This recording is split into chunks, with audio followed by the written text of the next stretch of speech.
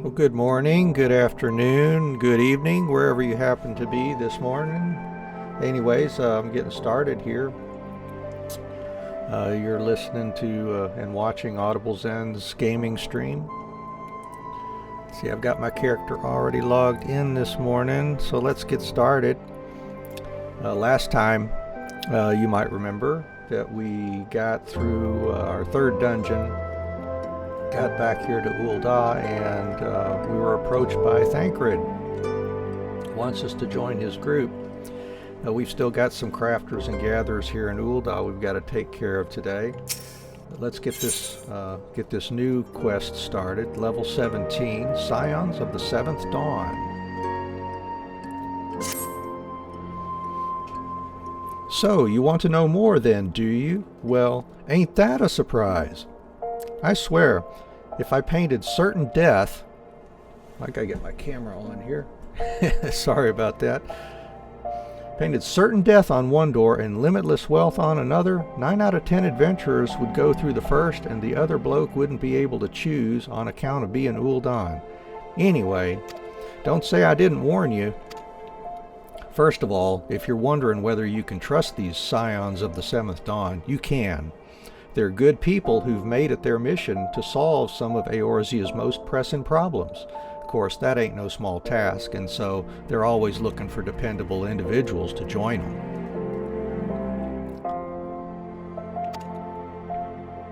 Individuals like you, Anne. Now, I've been given leave to tell you where to find the Scions, but you must promise to keep this information to yourself. As you can probably imagine, it's something Eorzea's enemies would very much like to know. The Scions are headquartered in Vesper Bay, out in western Thanalan. The place you're looking for is called the Waken Sands. Give your name to whoever's at the entrance, and you'll be let in. You're a woman in demand, Anne, and the days ahead promise to be busy, but I hope you won't forget your old friend Momodi. Drop in and tell me how you're faring from time to time, you hear? Right, well, I've said my piece. Off you go.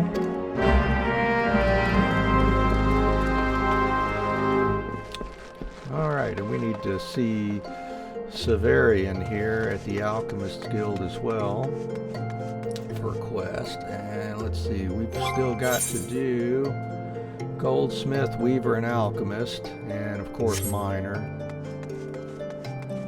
So we'll knock those out before we start heading out.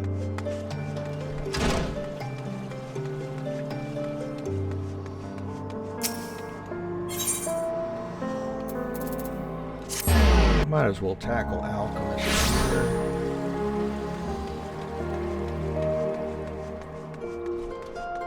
Get our beauty is only scalp deep quest taken care of. You've come on behalf of Jandalane. Why, I just furnished him with a fresh batch of my special creations last week. I realize the man's services are in demand, but it would be physically impossible for him to exhaust the entire supply so soon. Stolen, you say? An unfortunate turn of events indeed, if not entirely unexpected. You see, the man is something of a genius, and genius is often misunderstood by modest minds. Trust me, as I speak from extensive personal experience. Yes, great minds must band together in trying times, lest the realm be deprived of our talents. And so I command you, deliver this parcel to Jandalane with all speed. Thanks, buddy. Yeah, let's get over here to Alchemist. I need to do some more repairs here shortly, it looks like. Alright, second principle. What? What is it now? Gill for the poor? Another cursed love filter? Ah, you're that wretch that insists on dusting my bench, aren't you? No? Then who? Oh, my new assistant. No, do not bother me with more names. My mind shall not be cluttered with trivial details unrelated to alchemical processes. I trust you have busied yourself with the mastery of your discipline? I have scant moments to spare on lessons, but I suppose I must invest a modicum of time in your training if you are to be of any use to me. Let us move on to the second fundamental principle of alchemy. Your understanding of this principle will be best facilitated by creating 3 bottles of antidote. For this task, you must needs acquire the stipulated number of grass vipers as well as a chunk of rock salt. I believe the guild often has the poisonous snakes in stock, so you need only purchase them from that supplier lass. Ah yes, Esmenet. As for the rock salt, I believe she can supply that too, and for a reasonable price. I rather suggest seeing her for all your simple ingredient needs, unless you fancy the idea of scrabbling in the sand to find them yourself.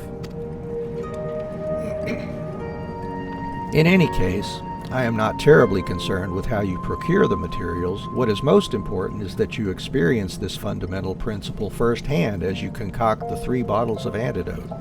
Return to me with the bliss of new knowledge stamped upon your features. Right. Get my water handy here too.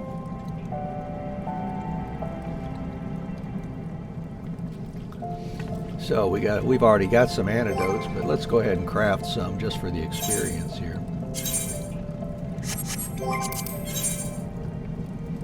And antidotes. We've got the rock salt. Let's grab us a grass viper.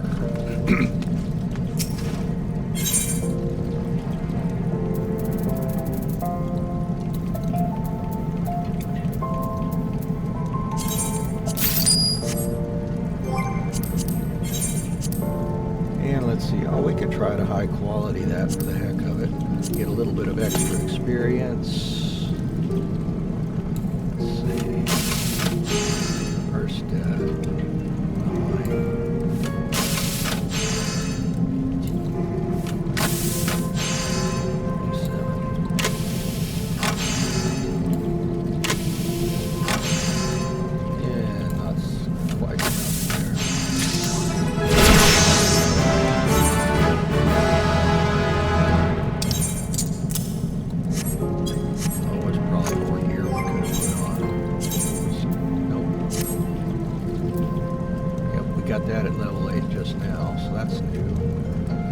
High-quality bronze alembic. Alright, there you go, buddy. Have you completed the 3 bottles of antidote as I asked? God's help you if you've interrupted me for anything less. Yep, here we go. Here's 3 of them. Aha, an excellent result, my precious protege. I see you have attained the optimum viscosity without clouding the crimson hue. It will be most interesting to see how well these mixtures perform on live test subjects. Well, of course they'll be poisoned.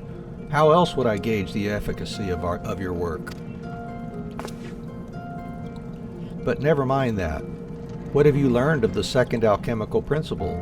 You have produced a helpful compound by combining otherwise mundane or lethally harmful substances. Has this not expanded your awareness of what is attainable with this profession? Just as it is possible for a medicine to act as a poison in sufficient amounts, so it is possible for a poison to be utilized as a cure. Your successful creation of these antidotes is evidence of this very fact.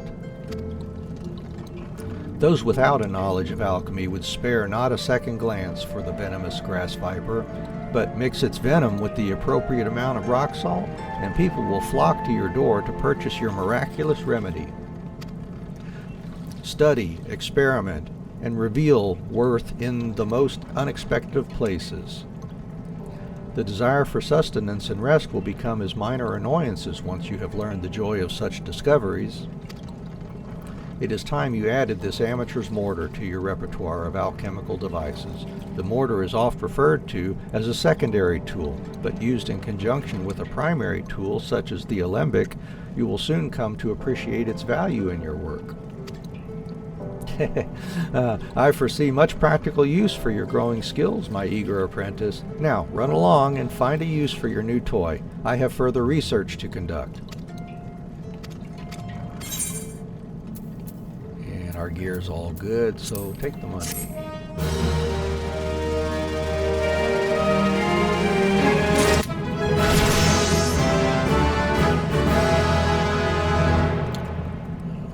check things out here.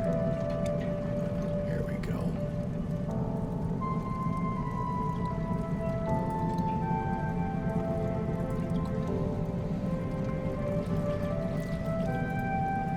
Alright, let's see what we can do now. We got to get up to level 10 here quickly.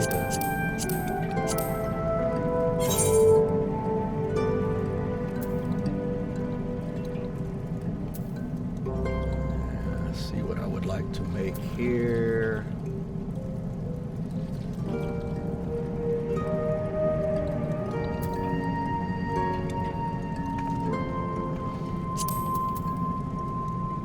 Potions. Make some distilled water. See if they've got chanterelle here.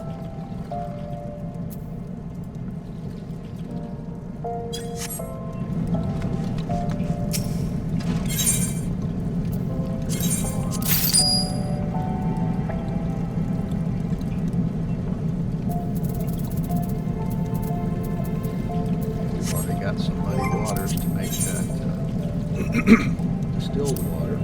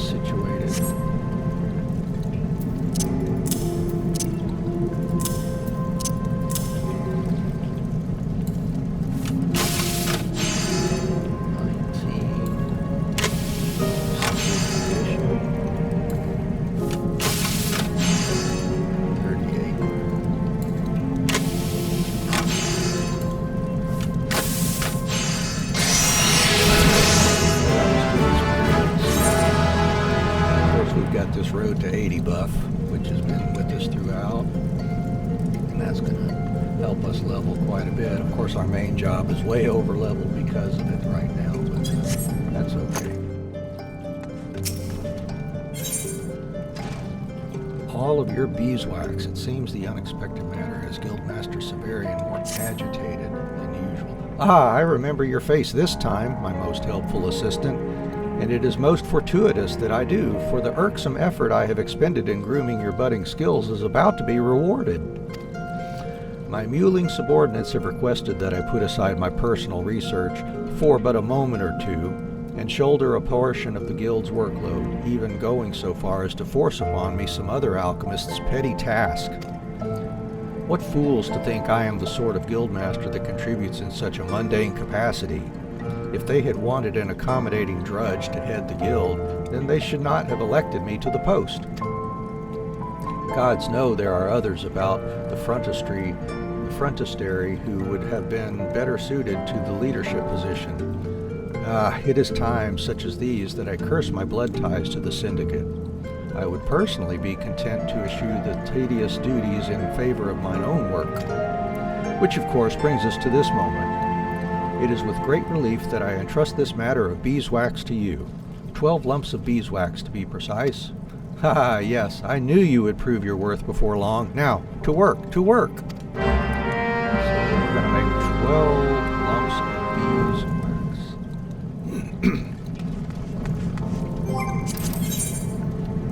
And that would be right here. We need 3 beehive chips. We've got one already. So let's see, to make 12 we'll need 36 total. Which means by 35.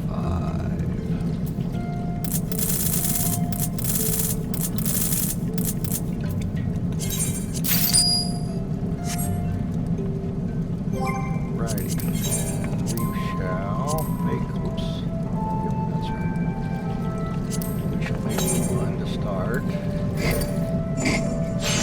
Mix some of the others.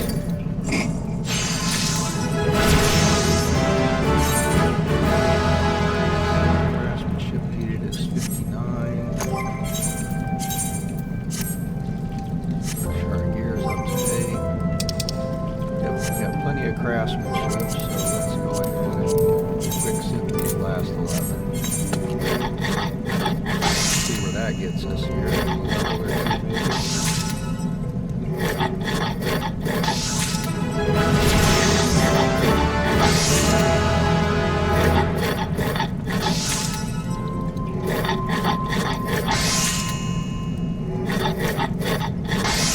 While they're doing that, I want to welcome you for joining me today. We're finishing up our crafters to level 15-ish or so here at Ul'dah, and then we're going to get on with our adventure. Go find out what's with this mysterious new group that wants us to join. Alright, we're at 13 here. Tricks of the trade there.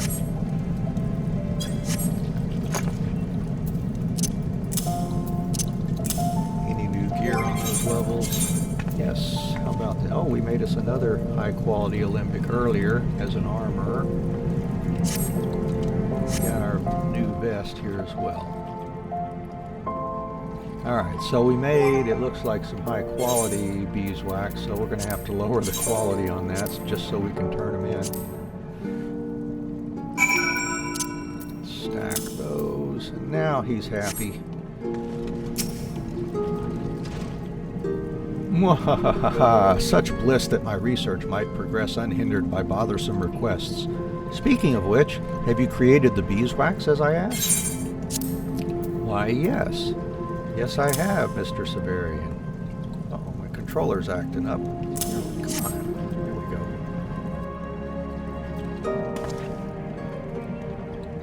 Okay, we're getting some lag here, it looks like. These will never be used for the Sultana's bedchamber candles, but the quality is passable, I suppose. This is indeed a wonderful arrangement. Perhaps I should pass on to you the mantle of Guildmaster in its vexatious entirety. Now, the beeswax you have brought me is, as you must surely realize, the purified form of the substance honeybees use to build their hives. Candles are the most obvious use for this refined material, but beeswax may also be used to enhance leather goods or be mixed with dye to create painting supplies. It is not the most difficult material to create, though keeping the quality consistent for such a large batch speaks well of your attention to detail. I had thought to be content with not more than a convenient lackey at hand, but mayhap with further training... We must somehow supplement your studies, but I am loath to be parted from my workbench. Thankfully, I am aware of the perfect solution to this quandary: tradecraft leaves. A selection of alchemical odd jobs should be available to you at the Adventurers Guild. Simply speak with the fellow at the desk. Eustace, I think it was. In any case, you should be provided with ample opportunity to practice your discipline and even receive payment while doing so. Remember, your improvement is my utmost concern. And let's see, you don't need any new gear. Money, money, money.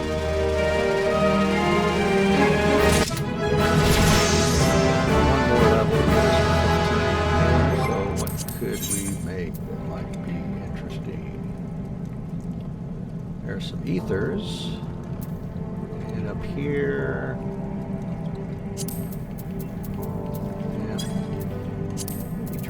ethers. We get the mistletoe and imp wing.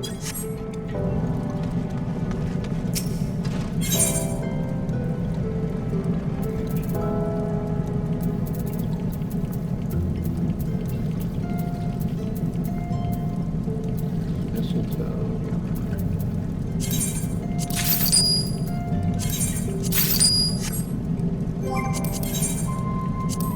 And we'll make a distilled water here.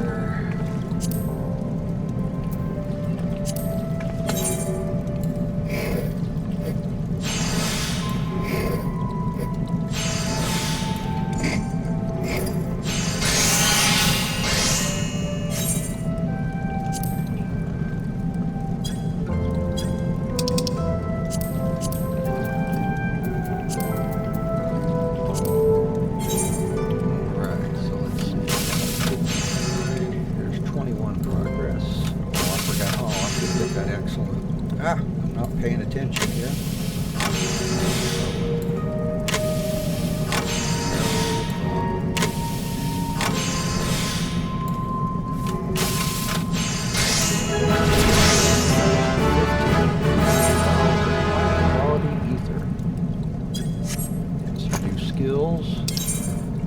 put on our bars. Whoops, not there.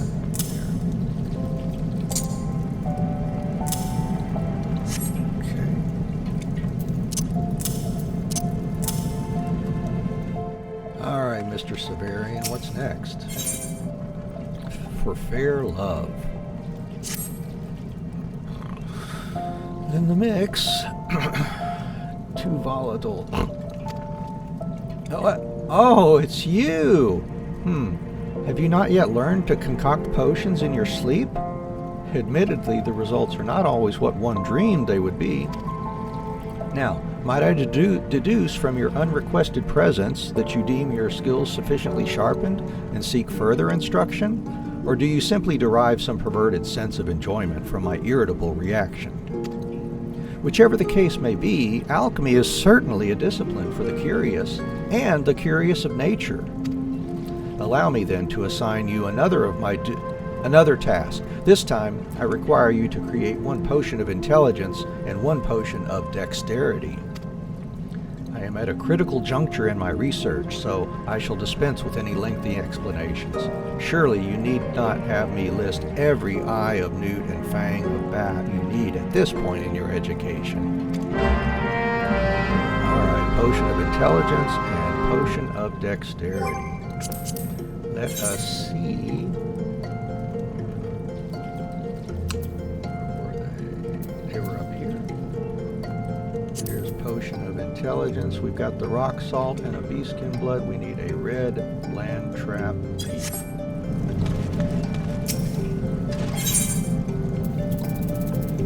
Let us see if he has that.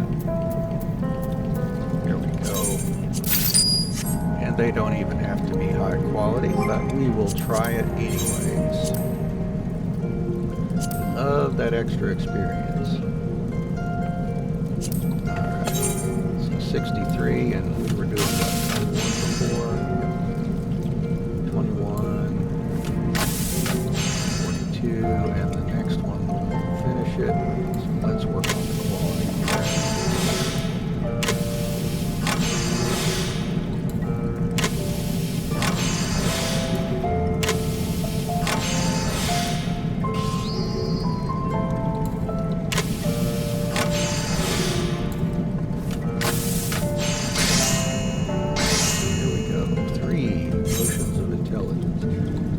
Dexterity, we've got the rock salt, we need a fat fang. And if you're joining us today, thank you and welcome. If you've got any questions or comments, just drop them in the chat. If I spot them, I will certainly be happy to respond if needed. So let's see, we needed a fat fang, was it? Fat fang.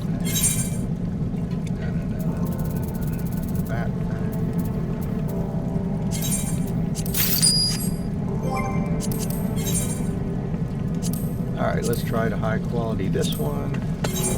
Well, that's 66, so that's going to take us 4 steps. Alright. Take advantage of that good quality.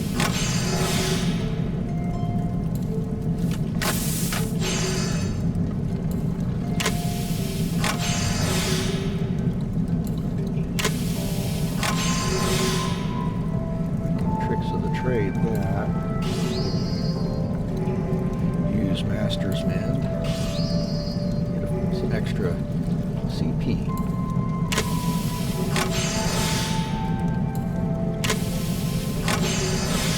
Didn't need them, it looks like.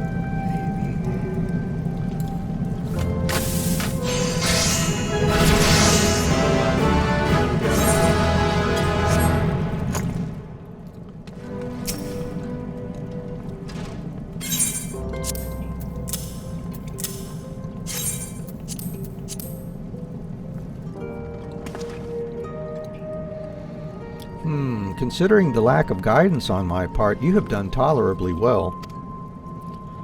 As you have discovered, the main catalyst of a potion of intelligence is the primal essence of life, such as that found in the blood of beastkin, curls and wolves and the like.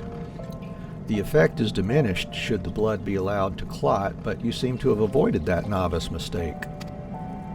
Potions of dexterity, on the other hand, make use of finely ground bat fangs. The practice of using the powdered form of fang, horn, or tusk in the creation of alchemical mixtures is an Eastern technique that I am glad to see you have willingly adopted.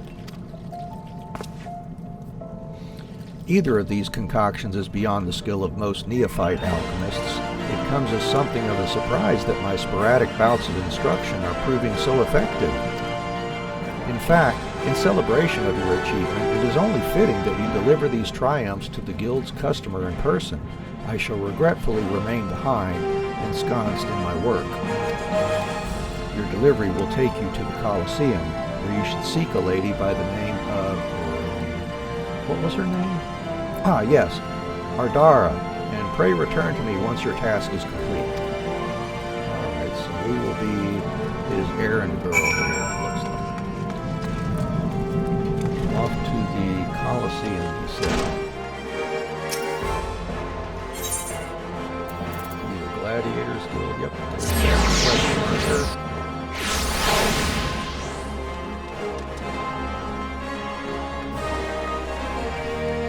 Hello, Ardara.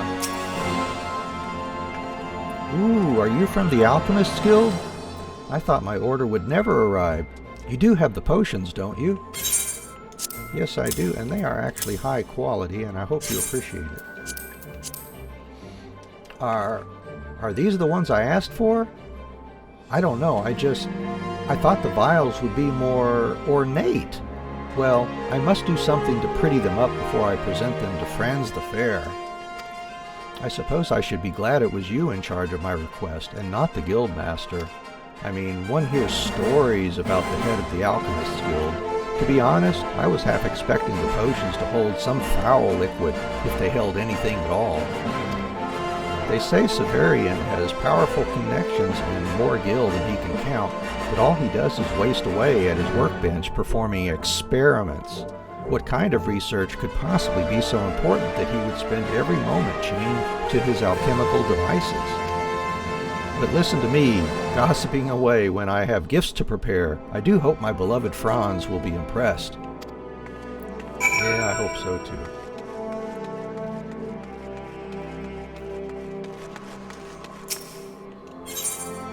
Alright, back here.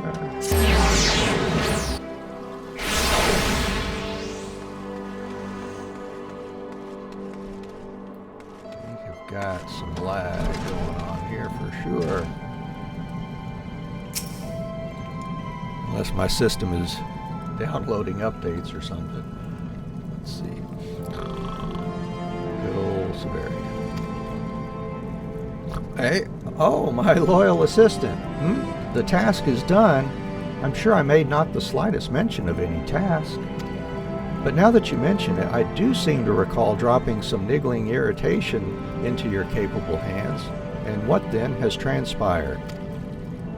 I see, more concerned with the vessel than the contents, was she? Huh, I don't expect much more from those who are not intimately acquainted with alchemy's true beauty. Of course, I'm finding that I can no longer count you among that rabble. Should you continue down this path of mastery, the day might come when you too might join me in the quest for alchemy's ultimate. What? Oh yes, I almost forgot the matter of payment. Now, we both best be returning to our work. And gear's okay.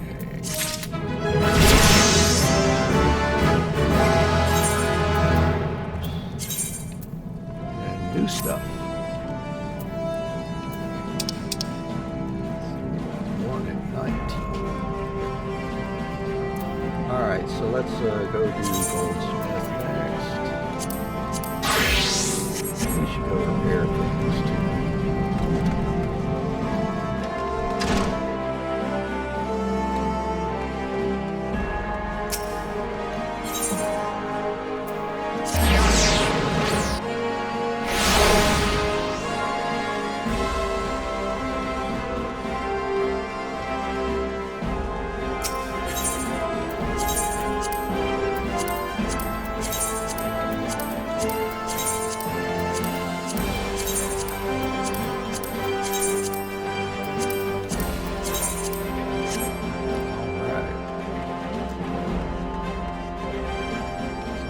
to the Alchemist's Guild. I mean, the Goldsmith's Guild.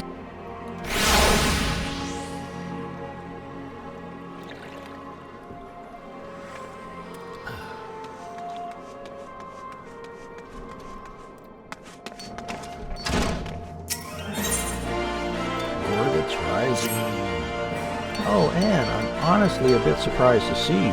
Most newcomers find Gigi's evaluation so harsh that we never hear from them again. I'm so glad that you didn't take him seriously when he said your copper wasn't fit for a chamber pot. I mean, really, it doesn't even make sense. You could make a chamber pot out of anything. Anyway, I hope you've been working hard because your next task won't be nearly as easy as the last. Listen well, Anne. I want you to make me 3 copper gorgets. For this, you'll need copper ingots, which you very conveniently learned to make last time. Now, I directed you to purchase ore from Aston before, but there are other ways to obtain it. You could dig it up yourself, or perhaps befriend a lonely miner and convince him to share some with you. However you choose to obtain your materials, I'm sure you'll put them to good use. Alright, so let's see, 3 copper gorgets.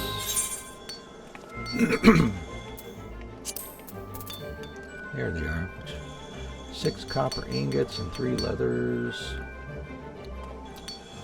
We've got the animal parts, leathers themselves. Yes, we do. Alright, we can make 3 leathers here. With what we got.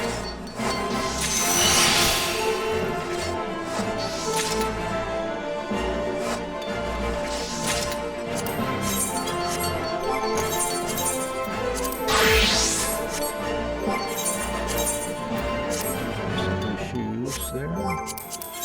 Alright, and 6 copper ingots.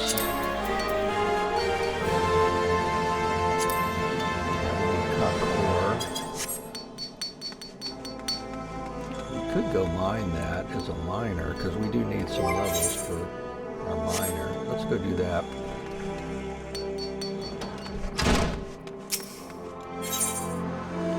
Shouldn't take too terribly long. Because we need those levels. Anything new there? Nope. I need to clean up this bar, it looks like.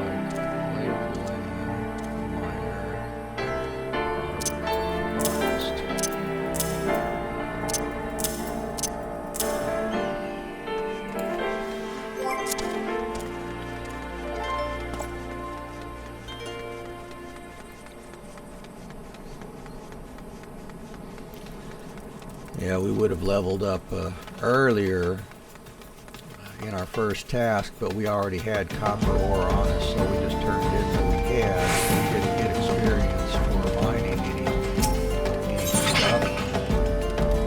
There's muddy water. We can use some of that for alchemy.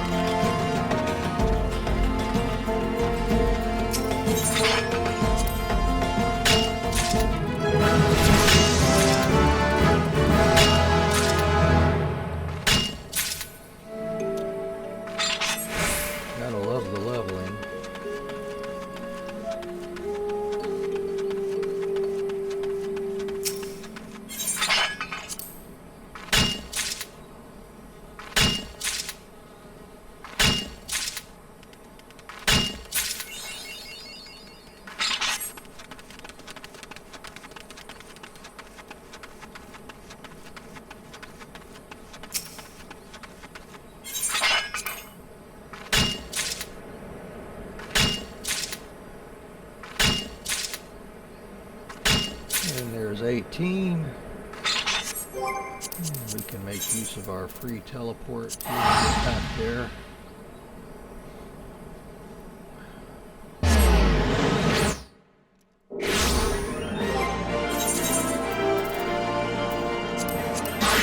Back on Goldsmith.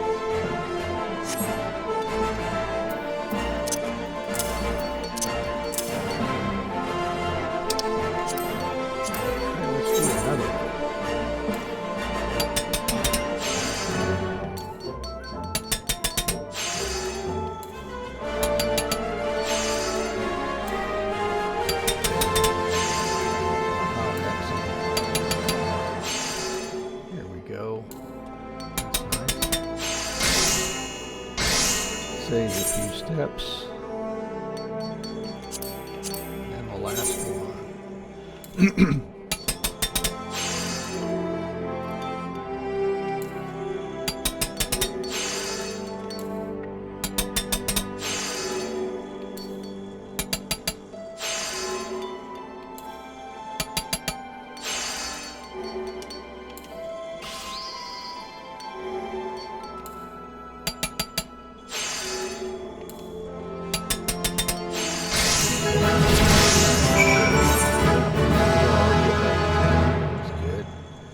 We can level this pretty fast. Are the Gorgets ready? Ready yet, Anne? Don't keep me waiting too long. Yes, and you will be happy to know that you won't notice, but they are high quality.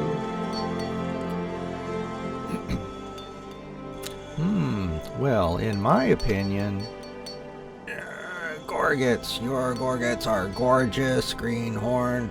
Oh wait, I meant grotesque, ungodly, an affront to the gods themselves, for shame. Beg your pardon, Anne. I'm afraid that constructive criticism isn't one of Gigi's strong points. But where was I? Ah, yes, your Gorgets are well made, strong and functional. And that's the least they should be, as they're meant to protect one's throat. When it comes to basic pieces like these, we don't have much creative freedom. Still, this doesn't mean we should put in less effort, especially since the techniques used to craft simple accessories are the same ones used to craft elaborate ones. Now then, you've learned how to handle your hammer, but there's another tool I'd like you to get acquainted with. With this grinding wheel, you'll find it easier to add the finishing touches when you craft. Try using it and you'll see what I mean. Keep your nose to that grinding wheel, and you'll be ready for your next challenge in no time at all.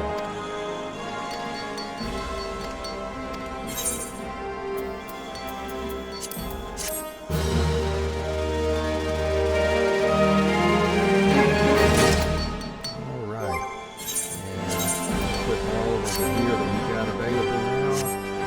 And we are ready for the next one.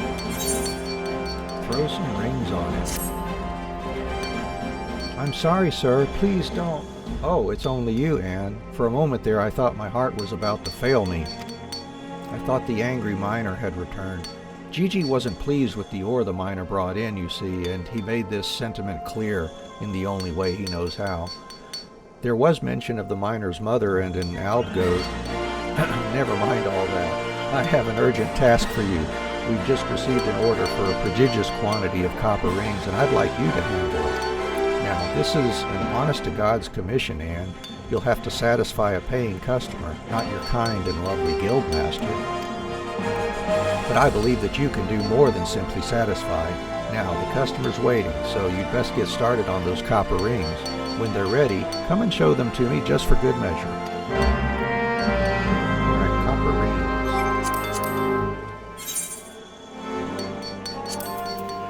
So we'll need 12 copper ingots at 3 copper ores each. 36. We'll just buy these.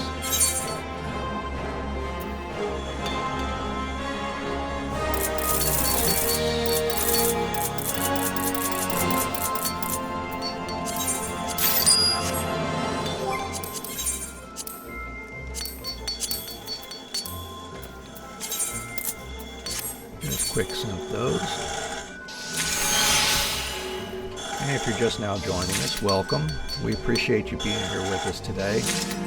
We're currently finishing up our gatherers to about level 15 here in Ul'dah. We're going to get on the way to find out what this mysterious invitation is that our adventurer has received from Thancred here in Ul'dah after finishing their 3rd dungeon.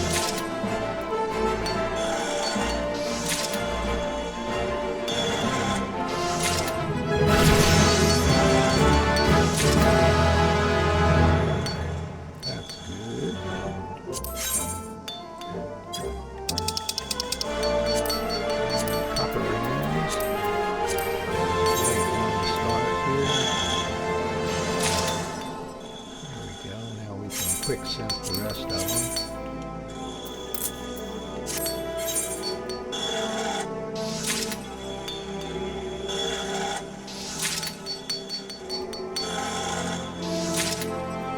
And if you missed any of our previous streams, you can head on over to YouTube, look for Audible Zen Gaming, and check out our channel there.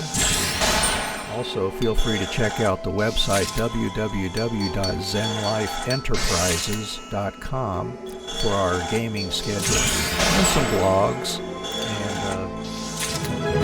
other attractions there as well.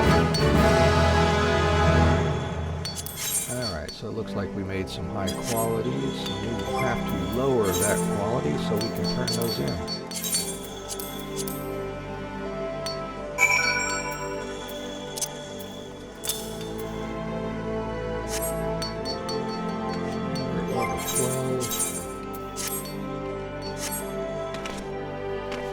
Quit that, didn't I? Alright, so are the rings ready yet? Why, yes they are. Oh, yeah, the hand thing. Love that. How to do that to my wife's cooking sometime. I bet she'd go nuts. Copper rings. I have seen worse. Oh, Gigi, must you always be so... Wait a minute. Did you just say that you've seen worse?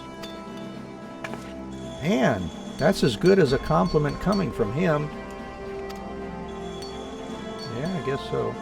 I mean, when you consider what a scathing critic he usually is, perhaps the fact he's not saying anything more insulting is a sign he likes it? After all, he's called your previous work utter garbage and an affront to the gods themselves. I half expected him to call these rings abysmal failures. Well, I guess that's nice of you to remember his past insults. Oh, I probably should take this opportunity to teach you a thing or two about what you made. Copper rings are rings made out of copper.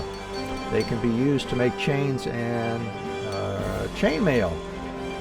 You probably already knew all that. Anyway, Anne, I would like you to deliver these rings to the client personally. I would handle it myself, but I believe it's very important that you learn how to deal with customers firsthand. The client is a Sultan sworn named Robert, who should be waiting outside the guild right about now. I told him he could wait inside, but he said he didn't want to distract the goldsmiths at their work. Not that I would mind a distraction like that. Go talk to this Robert guy.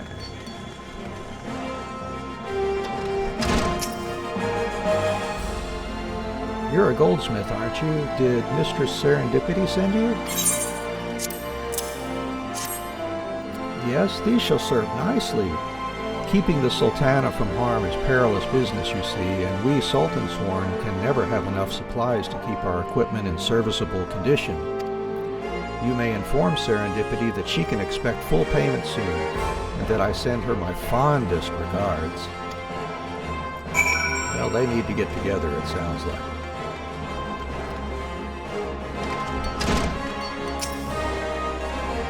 How did it go, Anne? What did he say about me? I mean, about your work. Oh! Anyway, seeing how well your very first commission went, I have high hopes for those to come. In fact, why don't you speak with Eustace down at the quicksand and see what work is available for a goldsmith? Yes, I believe you're quite ready to handle commissions independent of my supervision. Take yourself to the Adventurers Guild and try taking on a task or two.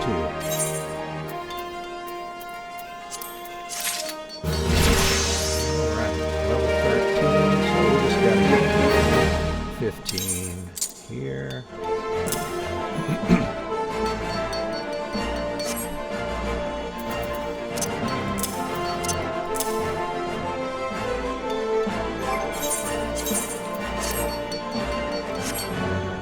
Chaser hammer.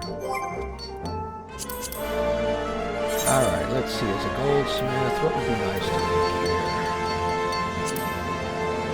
Copper ear cuffs. Bronze scepter. Well, we're way over leveled on our black maids. That won't be of any use. Oh, an amateur's needle. We could make that for our weaver coming up here. Just needs a bat fang. Bone staff also. Brass cudgel. Our thaumaturge is at like level 30 now, so we really can't use these.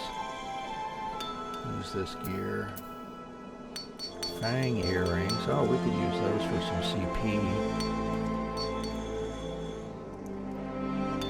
So let's do that first. Let's see, we need a brass ingot, bat fang, and hard leather. Let's see if we've got the materials to make that hard.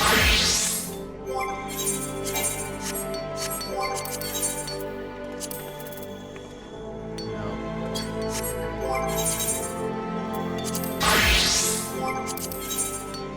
Alright, so bat fang and hard leather from here.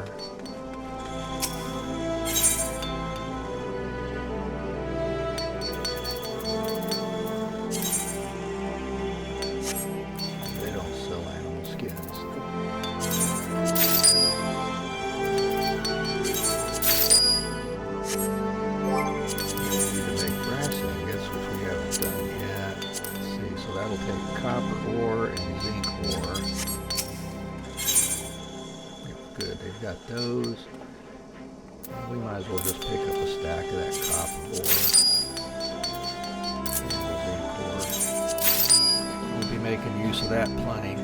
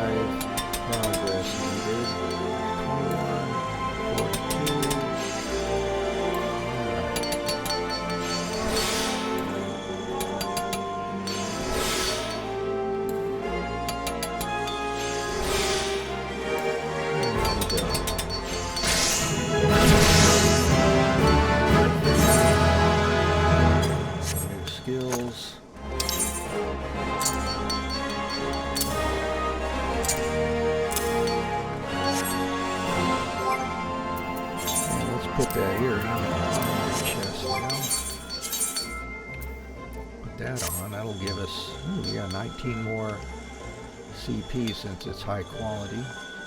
Let's see, everybody else who's at least level 15 needs that as well.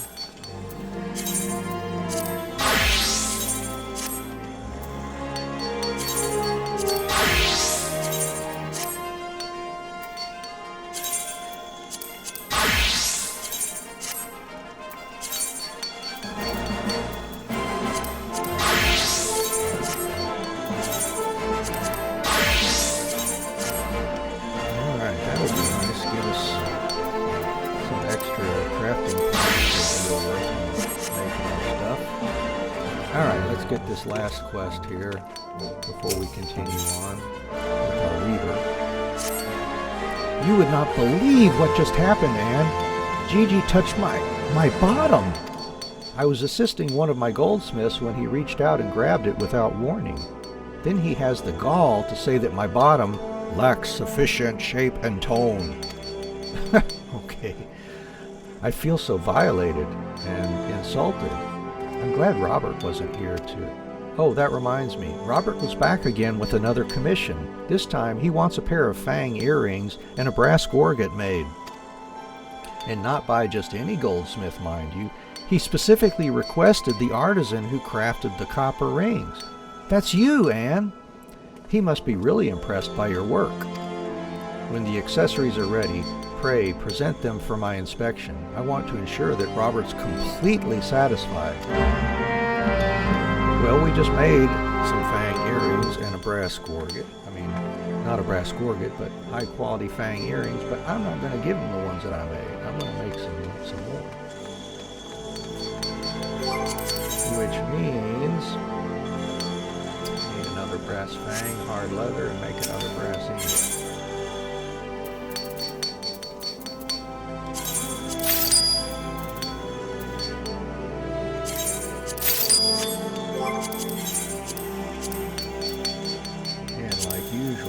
Try to high quality this one-off stuff for the extra experience.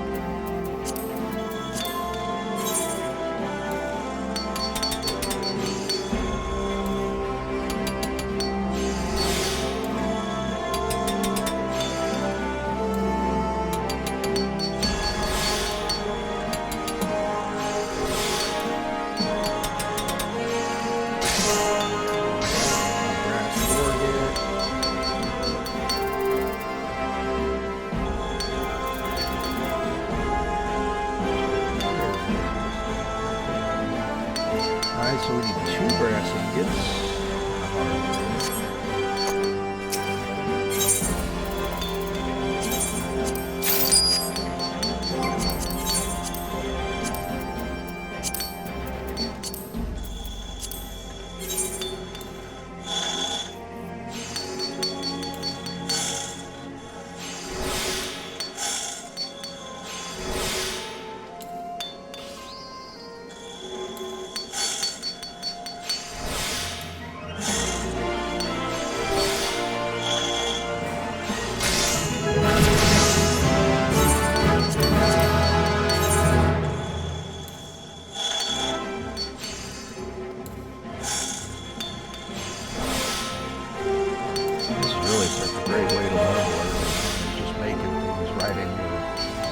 Crafter's log there.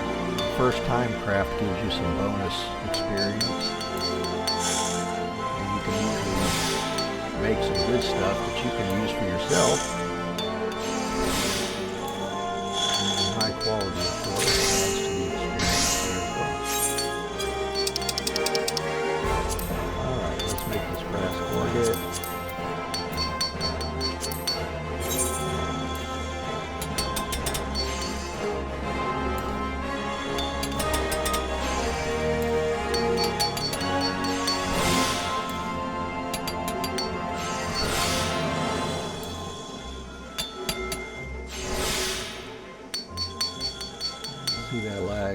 again.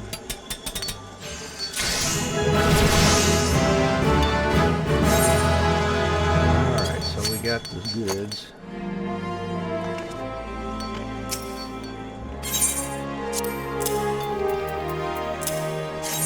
Didn't need those, high quality, but we're giving them to you anyway. Impressive work, Anne.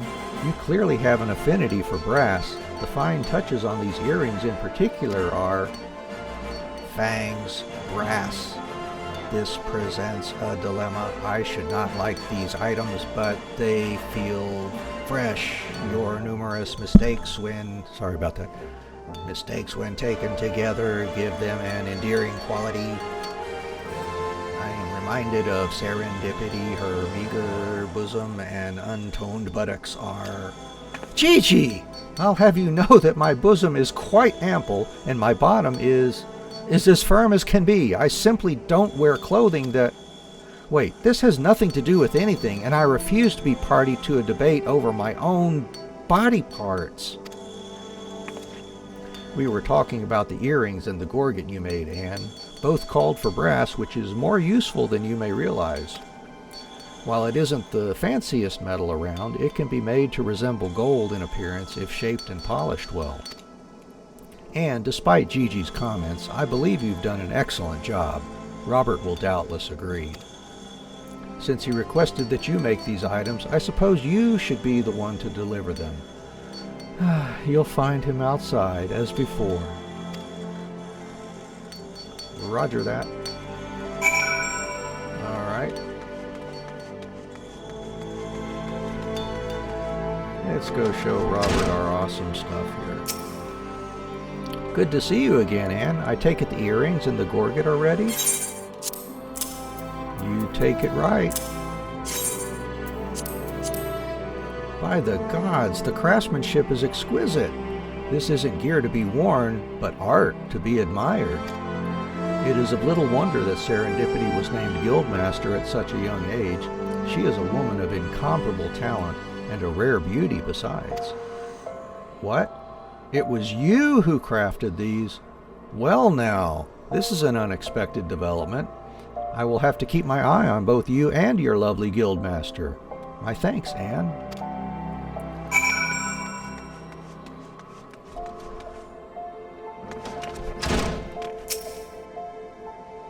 He thought it was my handiwork? I don't know what to say. For a customer to mistake your work for mine speaks to your growth as a goldsmith. At the rate you're improving, I can only imagine what customers will be saying about you years from now. All right.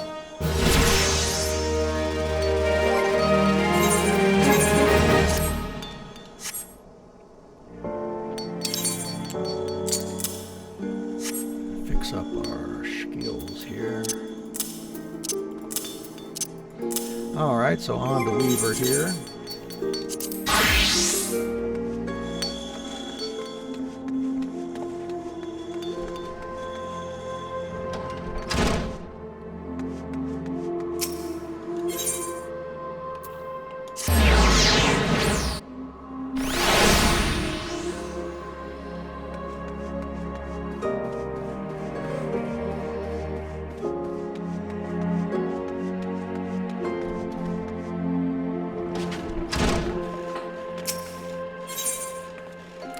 More unto the breeches. Back so soon? Very well, let's resume your training. Since last we spoke, you will doubtless have spent your time making the basic products of our trade, namely yarn and cloth. Now, I would have you take such basic products and craft whole garments from them. Make 3 pairs of hempen breeches and present them for my inspection. You'll be working with hempen cloth and yarn this time, as well as a little bit of leather. Gigima or Gigama, I don't know, can furnish you with materials to help you get started. But eager as I am to see the fruits of your labor, it would be remiss of me not to mention that there are more economical methods of procuring that which you need. For example, the mocha grass from which you have been dutifully making yarn can be freely gathered out in the wilds. That said, one can't simply rip it out of the ground with one's hand, A scythe is needed, as well as a working knowledge of botany. Have you perchance made the acquaintance of a botanist or two? If not, I heartily recommend that you do. They are attractively earthy without seeming dirty, and useful besides. Having said all of that, I will not accept a newfound passion for botany and its practitioners as an excuse for the late delivery of your breeches. So don't keep me waiting. Yes, sir. Alright, so I need to make 3 pairs of hempen breeches.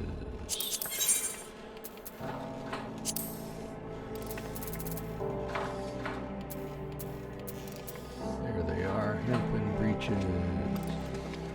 I'm going to need 6 hempen cloths, 3 hempen yarns, 3 leathers.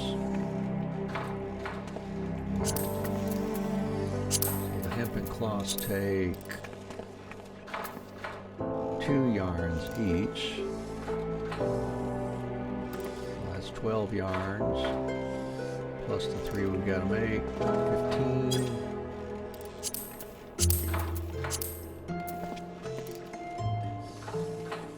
And we've got enough mocha grass, it looks like. Alright. Let's just go ahead and quick sample all of those.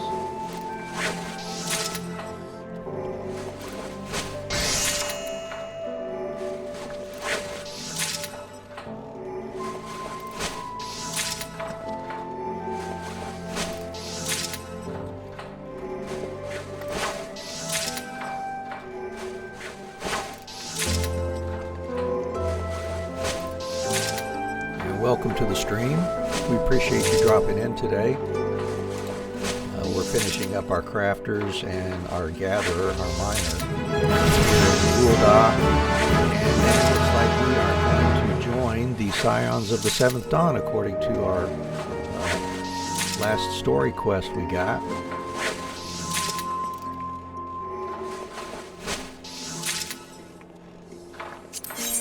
Alright, so now we need 6 hempen cloths, or 6 undyed hempen cloths.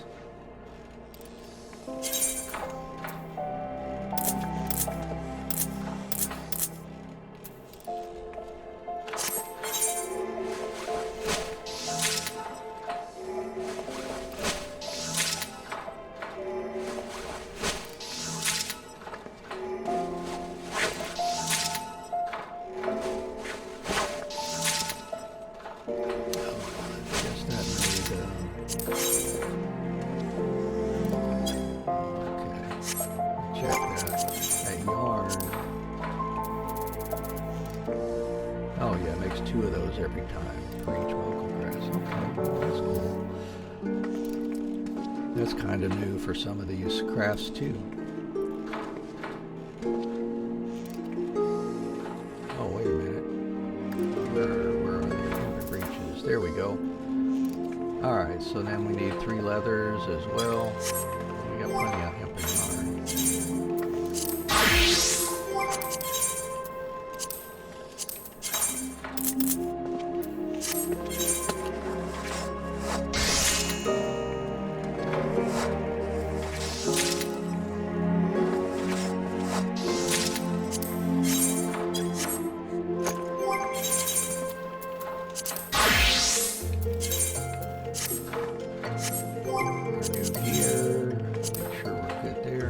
Alright, let's see. Go ahead and high quality some of these.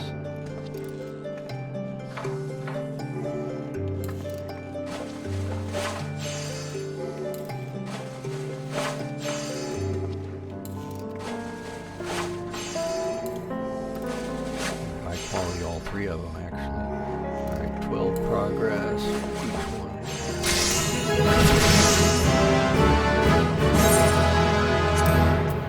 Ready for that next quest when we turn these in.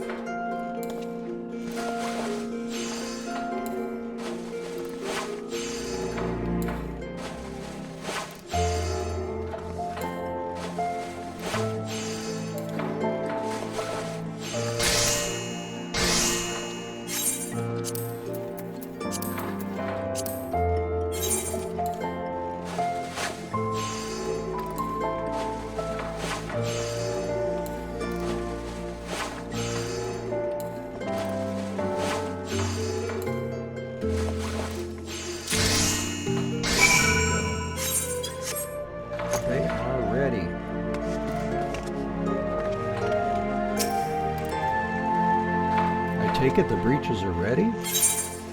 Yes, they are. Ready, get ready. Not bad, Anne, not bad at all. This style of legwear has never been particularly fashionable, nor has its design changed significantly over the years, fluctuating lengths aside, but I digress. I wondered if you might try for a variation on the conventional design, but I see you opted for orthodoxy. A wise decision in this case.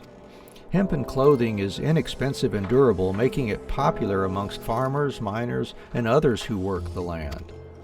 Such customers value comfort and mobility over all else. They may appreciate more elegant forms, but they will not sacrifice function for them. Each garment has a purpose, Anne, a purpose that you should always bear in mind. A scalloped hem is about as useful to a miner as nipples on a gladiator's breastplate. Now then, having completed your latest task, I believe you have earned this spinning wheel. Use it in combination with your needle, and your work will benefit from it. Saying that, it will of course take you a little while to become accustomed to using the tools together. You need not worry though, I fully intend to give you ample opportunity to acquire the knack. In fact, I won't be teaching you anything else until you have. By the time that spinning wheel feels like it belongs in your hand, I dare say I'll have thought of a new task for you. Until then, my girl. All right.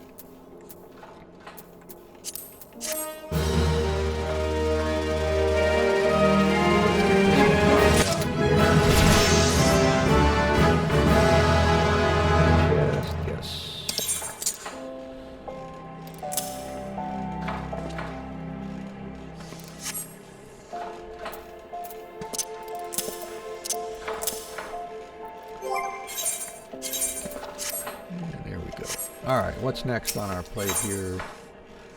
Redolent rose. Ah, Anne, you'll do. Make me a dozen bolts of undyed hempen cloth as fast as you can. Note the palpable sense of urgency. Time is of the essence, my girl.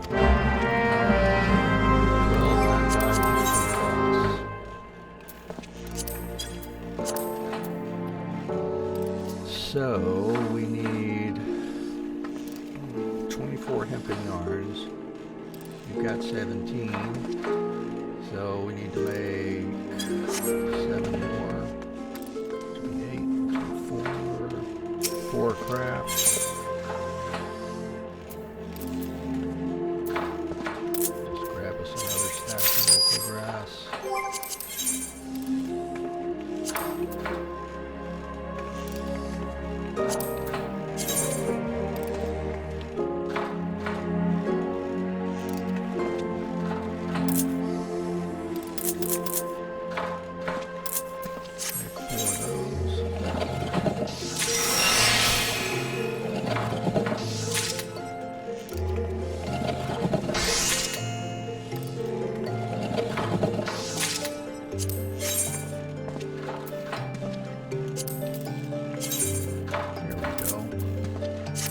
Out 12 of those.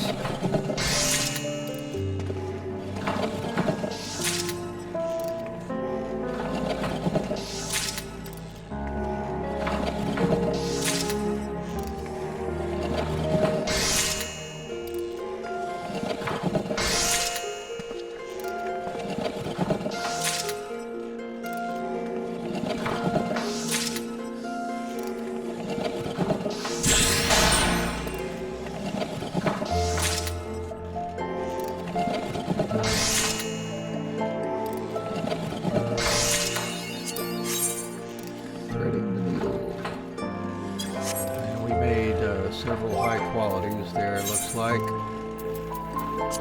Let's lower those. There we go. Now we can complete that quest.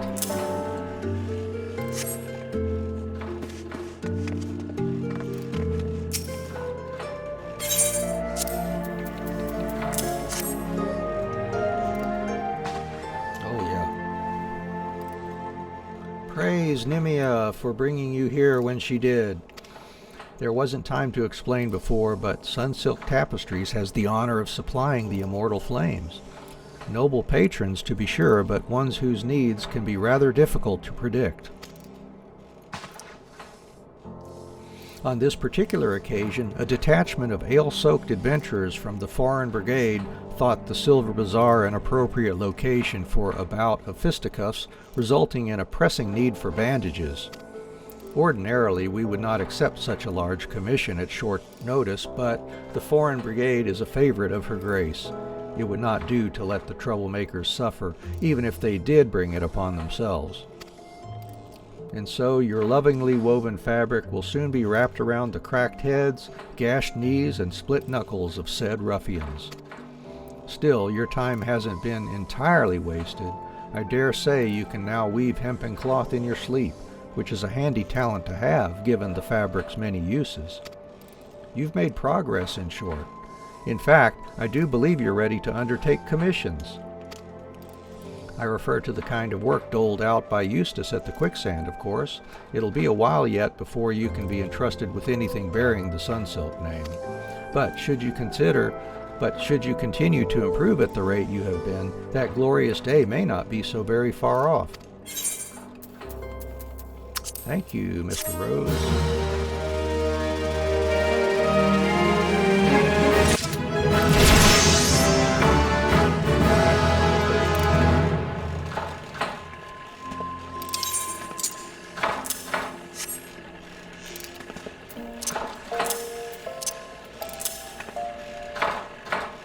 Okay. Now we got to get to 15 here. Let's see, we can make us something pretty handy, I think. That's 16. I don't want to go that high unless I put some 15s in here. We've got a cotton shepherd's tunic. We could make us a high quality one. Should help our crafters and gatherers. We've got to make undyed cotton cloth. We should have cotton bowls here. Cloth. Yeah, we do. Let's grab a stack of those. And we're going to need to make some cotton yarn.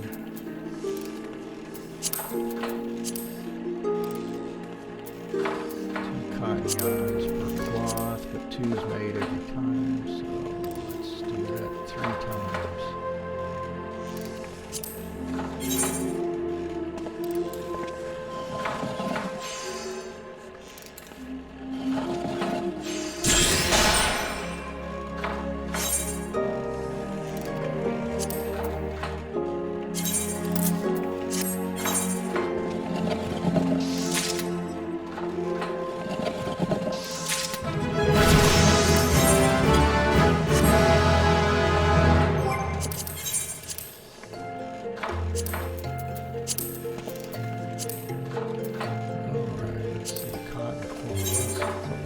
Let's just make them materials, perhaps. 19.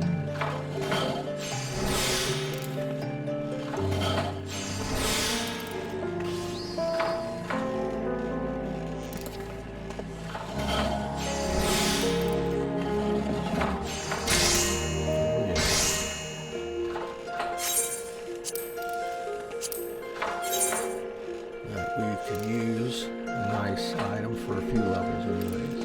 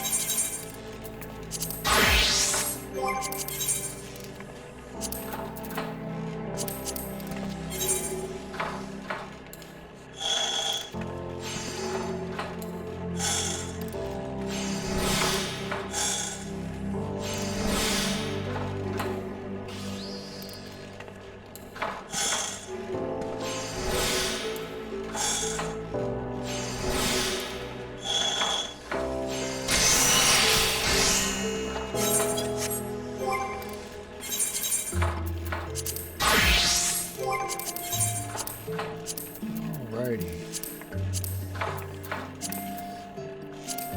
Let's see what we can do here. We need 63 total progress there. 22 each.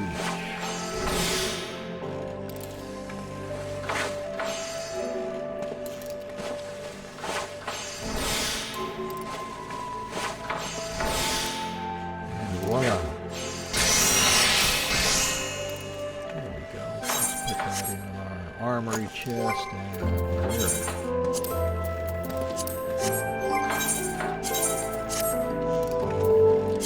At this point, everybody knows that.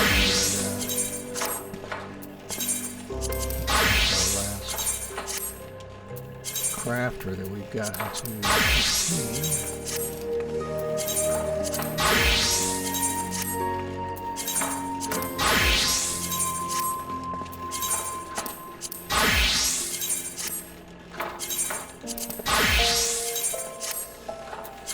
Alright, so let's get this one knocked out.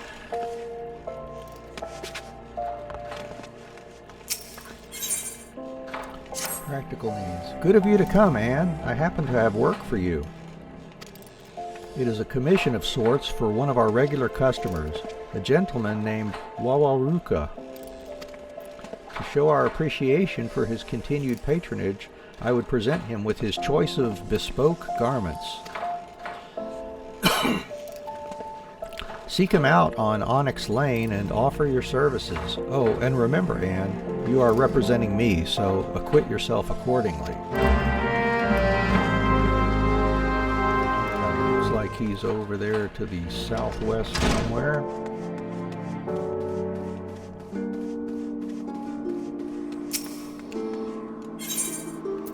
Yep, over by the where are we going next?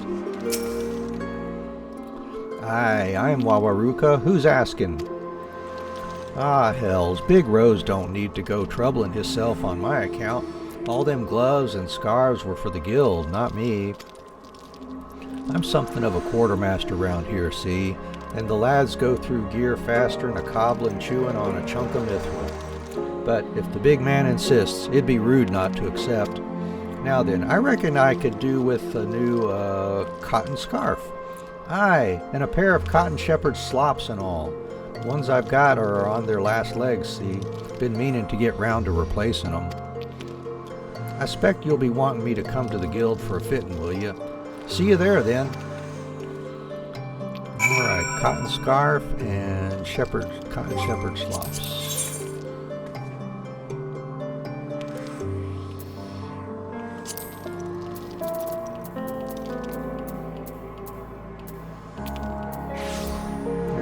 Scarf. Alright, let's make 2 cotton cloths for that. We need to make more yarn. As a matter of fact, why don't we just go ahead and let's start quick scenting all those up. We will be needing a lot of that throughout our crafting career. So anyways, if you're just joining me, I appreciate it. We're on Twitch, YouTube, Facebook, Trovo, D Live, and it should be on Africa TV too if the connection hasn't dropped by now. You can also find information about us over at www.zenlifeenterprises.com. where you can find our gaming stream schedule, as well as blogs. If you've got a comment while you're there, please feel free to drop one to us. If you're here on the live stream, we'll appreciate it, and feel free to drop a comment in the chat. When I see it, I'll be happy to respond if needed. Or if you just prefer to lurk, that's okay too. We don't mind that. We appreciate having viewers regardless.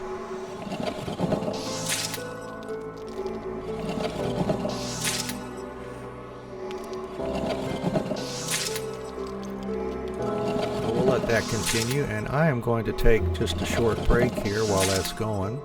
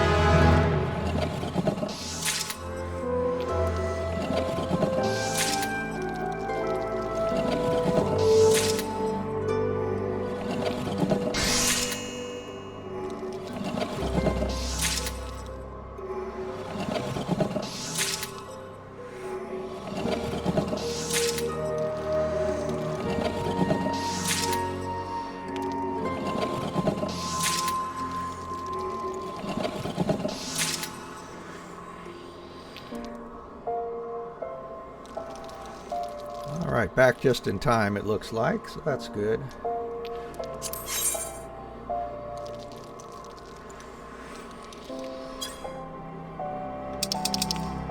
Alright, so yeah, making a scarf. We're going to make 2 cotton cloths for that.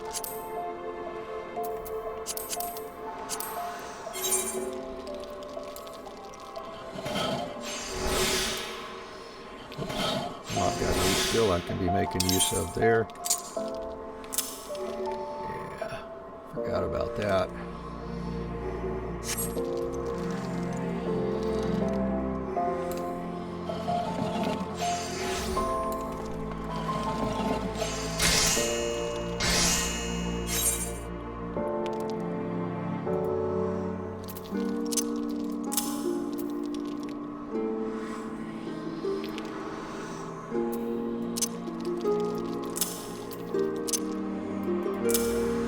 Here we go.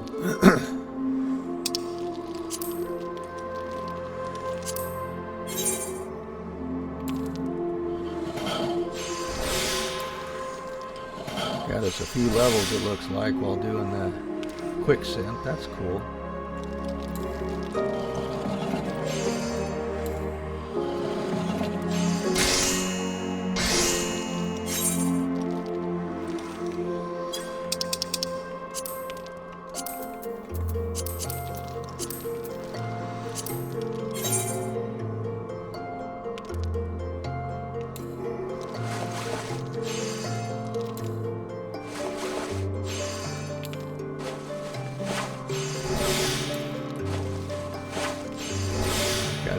To using my standard touch skill now.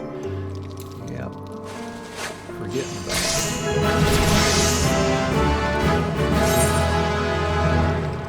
Alright, we got our cotton scarf and we need to make cotton shepherd slops. There they are. That's going to take 2 cotton cloths too, as well as an undyed hempen cloth.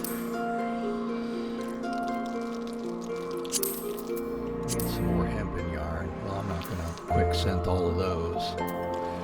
Don't need to do all of those right now.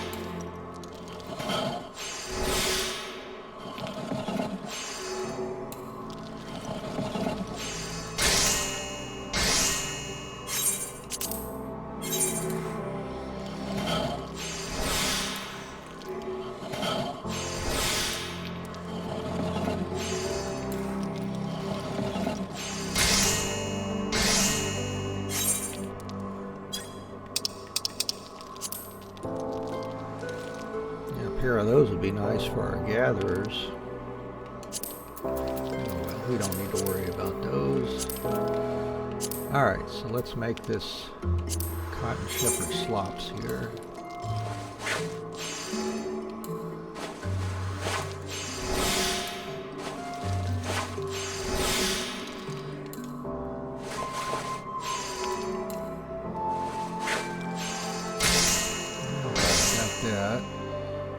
Finishing this quest may actually level us up again, but we will not be doing our level 20 quest today.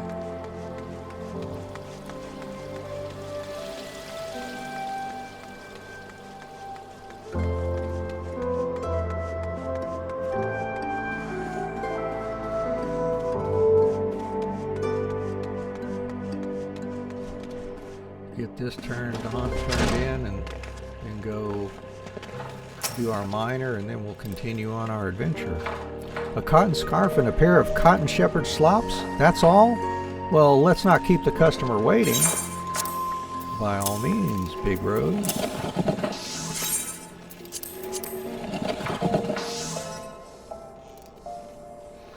All right then, Anne. Your garments are ready, good sir. Allow me to help you into them.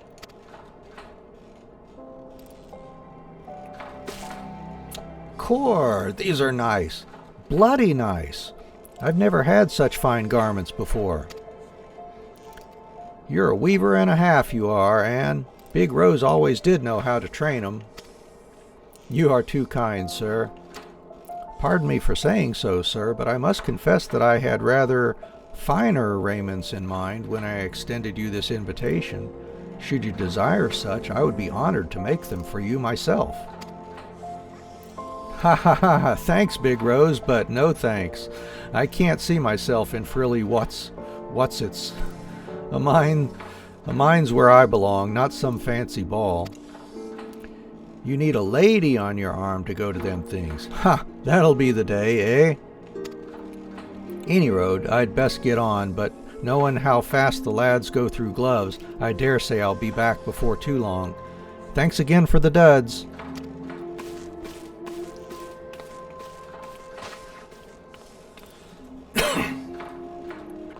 Ah, you can lead a chocobo to water. Good work, Anne. Carry on.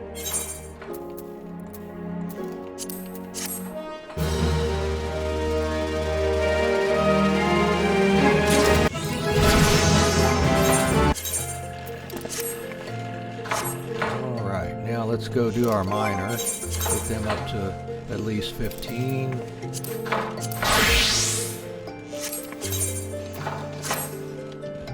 Stuff for the miner.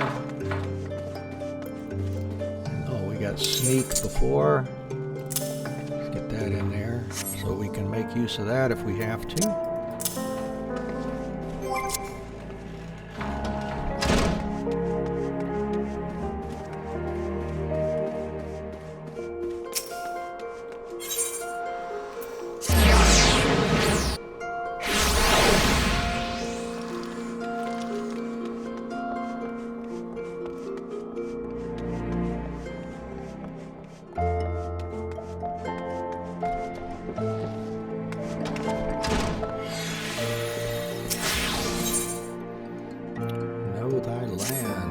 Hello there, Anne. 'Tis good to see you again. Judging by the blisters on your hands, it's plain you've been hard at it with your pickaxe. Good. You're ready for the next stage of your training. Eorzea is a vast realm filled with diverse environments, and her mineral wealth varies from region to region. Even within Thanalan, there's a marked difference between east and west. If you want to be a successful miner, it's essential that you know where to look for what. And for that, you have to become intimate with Eorzea. How else can you expect her to reveal her innermost secrets to you? Getting to know her every square malm is no small undertaking, of course, but the yalms soon add up, as I'm sure you'll find with my next task. I'd like you to seek out 10 bone chips for me. Just so you don't go about it completely blind, here's a hint. You'll find these just beyond the gate of Nald. Off you go now, and happy digging. Alright, so checking our gathering log here, we see bone chips are out there in central Thanalan. Alright, yeah, just to the west of the gate of Nald. So we'll run over there, gather 10 bone chips, and come on back.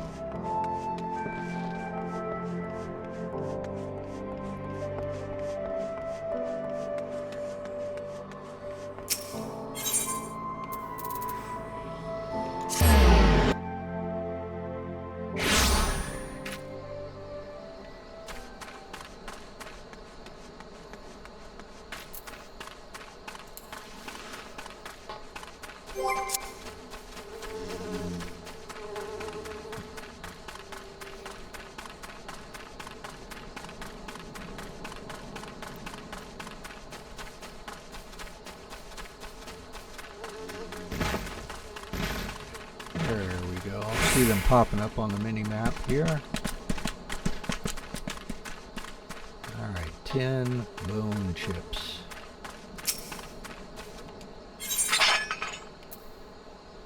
Well, let's grab that lightning shard for our log. Oh yeah, good experience there. This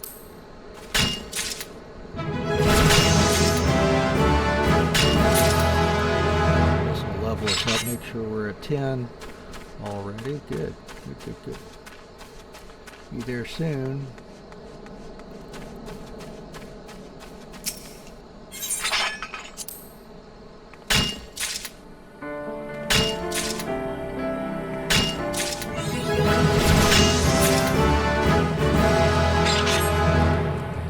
Vision 3.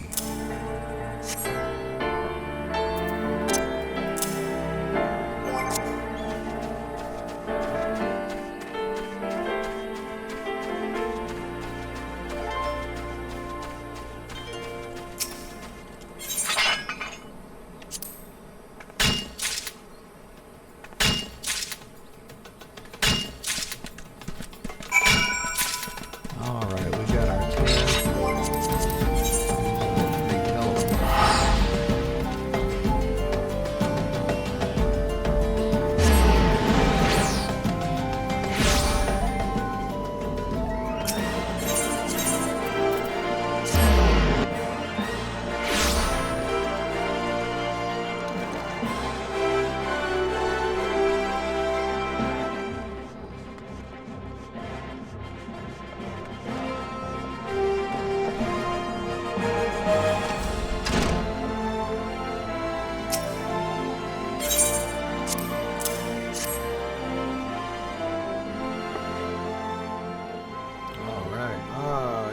Precisely 10 bone chips. You've done well, Anne.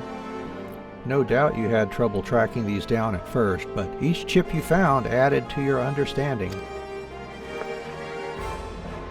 For your efforts, you've come to know where best to search for bone chips, and so it goes for everything else we mine. Now, in addition to learning where to find materials, you should also make a point of knowing who needs them. For instance, armorers and blacksmiths are our best customers when it comes to ores, while goldsmiths would struggle to ply their trade if we didn't supply them with gold and gemstones. Oh, and I mustn't forget the alchemists. Those fellows can never have too much rock salt and cinnabar, and we often rub shoulders with them. In short, know whence it comes and whither it goes. To be sure, you still have much and more to learn, and there's no substitute for hard work. Oh, don't look so glum. Just be thankful you don't have to bleed and memorize all that information.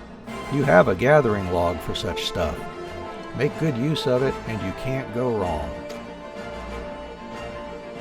That's all for now. Keep up your efforts, and visit me again when you've spent more time in the wilds, with pickaxe in hand. I'll have another task for you when you've perfected your swing.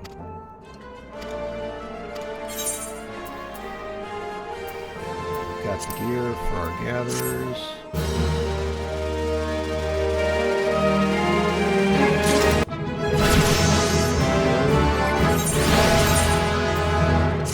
Some new gear.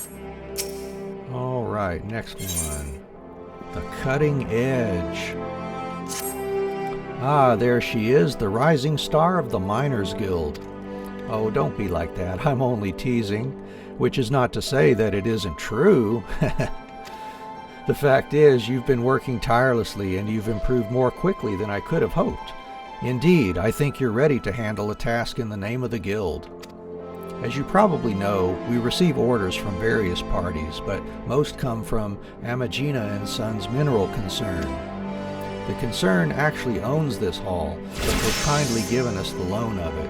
In return, they get first pick of guild talent to work their mines. On occasion, they send requests for us to procure less widely used minerals, commodities required in quantities too small to warrant anything beyond an ad hoc arrangement. One such request happens to have arrived just now, and I want you to take care of it, Anne. This time the concern needs 10 pieces of obsidian, and I'd like you to procure them. you'll have the best luck searching around the hammers in western Thanla. So let's go get some obsidian.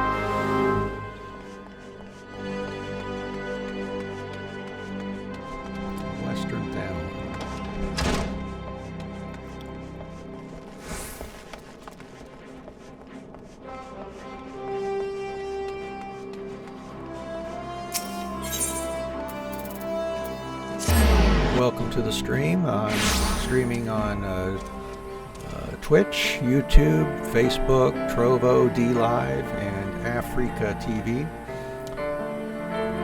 Please feel free to leave a comment if you've got anything you'd like to contribute. I appreciate it. If you'd like a response, I'll be happy to do that when I can as well. You can find our website at www.zenlifeenterprises.com. We'll have more streams scheduled there if you don't see them on the platform that you're currently viewing them on.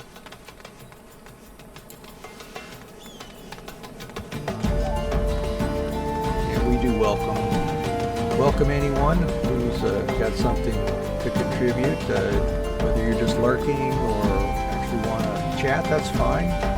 You do you. We don't mind.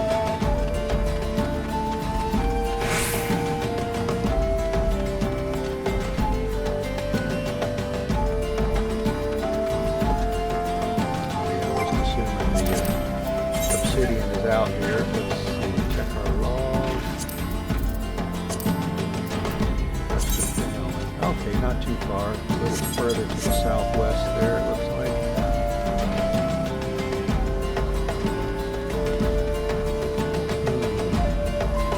There's tape around it.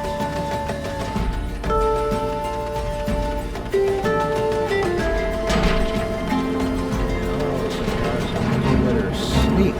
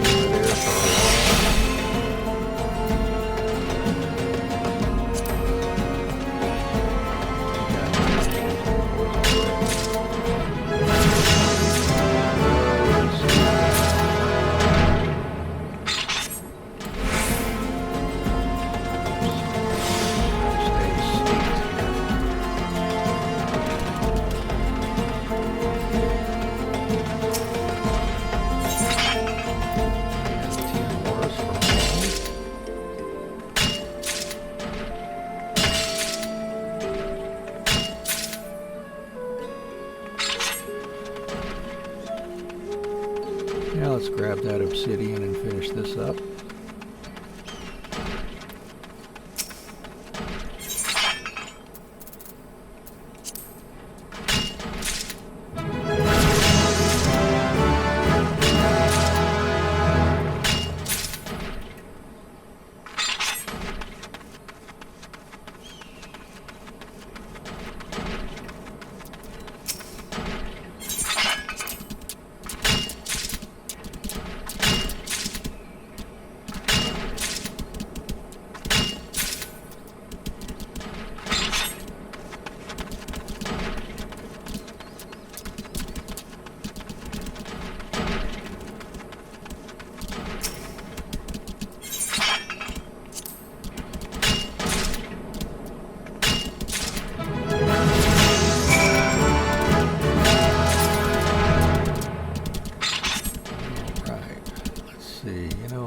Actually like to get a little closer to 15 just to make sure we're leveled up when we finish this.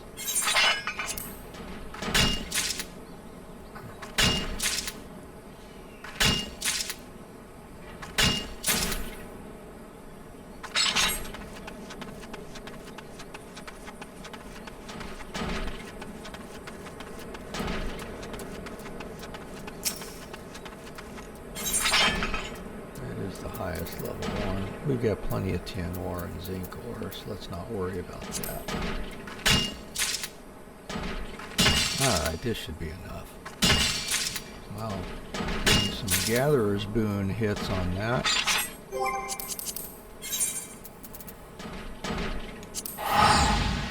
And feels like a little more lag. Got some heavy traffic between me and the server, it looks like, perhaps. Alrighty, let's see here. Back to the Miners Guild. Get this one cleared up and get our level 15 quest done so we can resume our adventure for the last bit of this stream.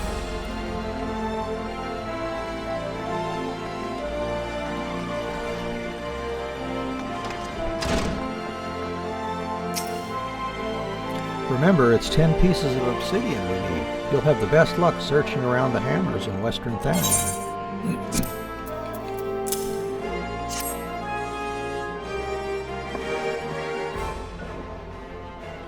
Ooh, this is some fine obsidian. The concern will be well pleased. In case you're wondering, the spoils of your labor are bound for the Colosseum. I'm told there's to be an exhibition featuring ancient arms. One of these is the Maquahuitl. Boy, I don't know how to say that. Maquahuitl, a wooden sword with shards of obsidian embedded in its edge. Before man learned to work metal, he used various kinds of stone to craft blades for his weapons. Obsidian was among the most coveted thanks to the razor-sharp edge it could achieve. These days, of course, blades are commonly forged of steel, and obsidian has fallen out of favor. But there are still folk out there willing to pay good coin for it nevertheless. As an ambitious young miner, you do well to pay attention to such customers. Make the effort to stay abreast of demand, and your efforts will be more richly rewarded. You continue to impress with your progress, and it's past time you learned how to use a sledgehammer. It's a secondary tool we use in conjunction with the pickaxe.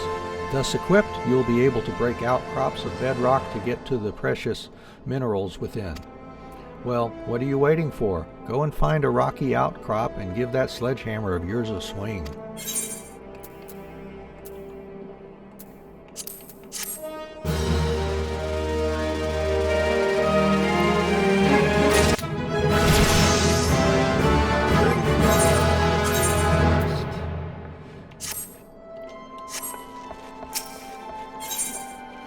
Getting in deep. And I've been searching high and low for you. You have a visitor, and no ordinary one at that.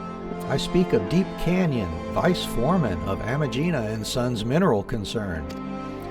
It seems word of your sizable haul of obsidian has reached his ears, and now he wishes to meet with you. I can only speculate as to his intentions, I'm afraid. We haven't spoken much of late. Truth be told, I've scarcely seen him. You'd never know it, but we used to be close. Anyway, I suggest you go and see the man. Find out what he wants of you. He's waiting by the entrance. Alrighty, let's go see what Mr. Canyon has to say here. You must be an adventurer. Yep, that's my name. I've been waiting for you. I'm Deep Canyon, Vice Foreman of the concern. I must say, you're not what I was expecting. I was sure Adalberta's newest protege would be an Alamegan, like every other miner this place produces these days. But I'll wager you're from even farther afield, and that you're an adventurer. No offense, but in these parts, adventurers are known for being fickle buggers who break pledges like the rest of us break bread. Truth be told, I've always wondered whether you lot are actually good for Ul'dah. But it seems you're not like the others. It takes more than a jobbing miner to deliver on an order from the concern. I've a mind to assign you work, real work, but before I do, I'm obliged to test you. I want you to procure 10 onzas of cinnabar for me. Do this, and we'll talk about more lucrative undertakings. Of course, a bit of cinnabar shouldn't pose much trouble for the guild's rising star. 'Tis but a formality. And speaking of formalities, be sure to tell the guildmaster about your little test. She's the one in charge around here after all. I won't have it said that I'm undermining her authority. Well, that's good. Nice of you just to do that.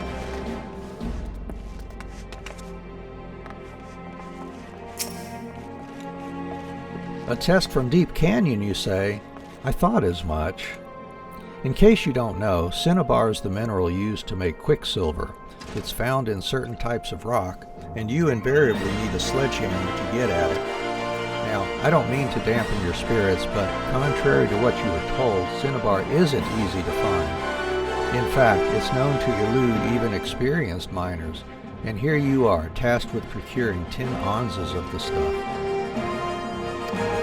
Safe to say, this test is no mere formality. I may not be able to help you dig, but I can point you in the right direction. Search just outside the Sunrise Gate. The rocky outcrops thereabouts are known to yield cinnabar. 10 onzas may sound like nothing, but take it from me, you'll have to work for every one. This is a big task, Anne, but I believe you're equal to it. Alright, so let's check out the location for cinnabar. There it is.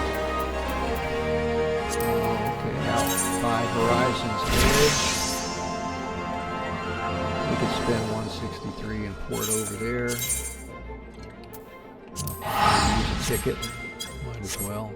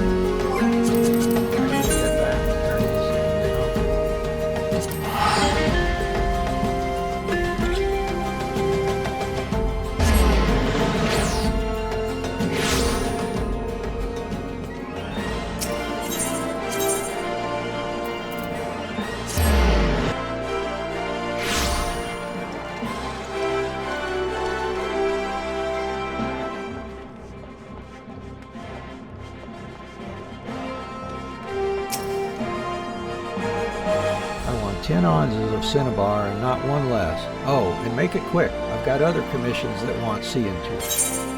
Well, here you are, big boy.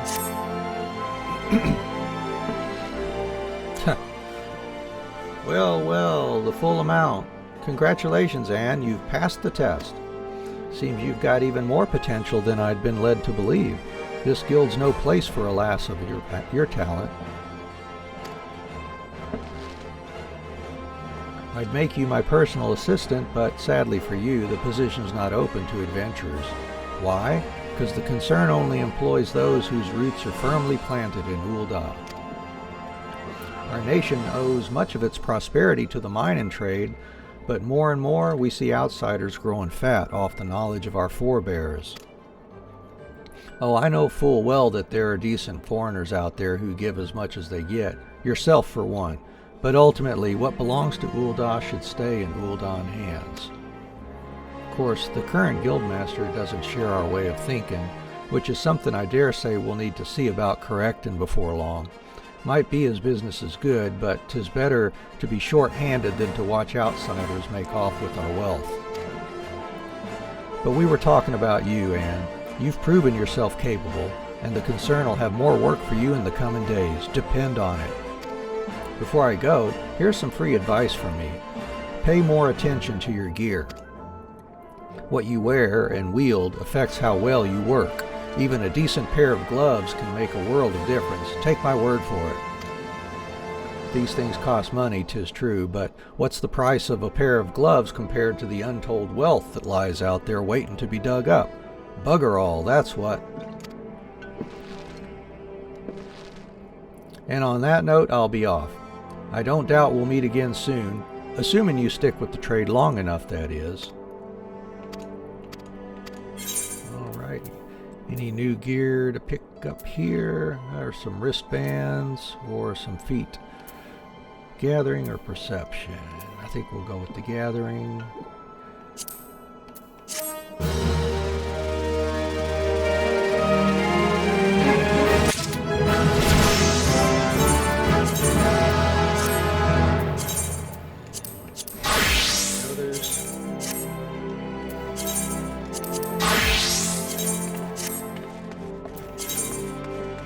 Alright, so that should finish up minor. Now there's actually one more thing I want to do before we get going with the story here. We've got crafters at level 20. We need to repair stuff too while we're thinking about it.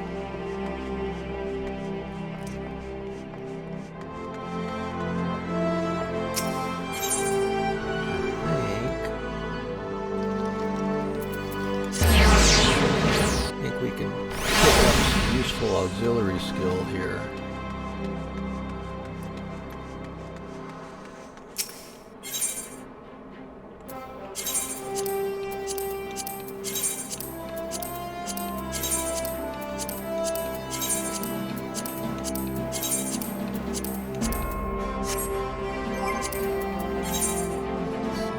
Yeah, materia concerns. Our weaver. We're not going to do that. We gotta go get this auxiliary skill first.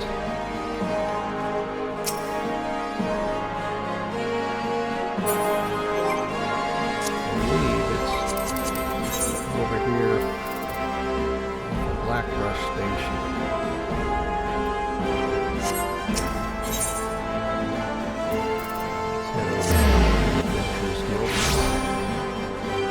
Ride a chocobo over there.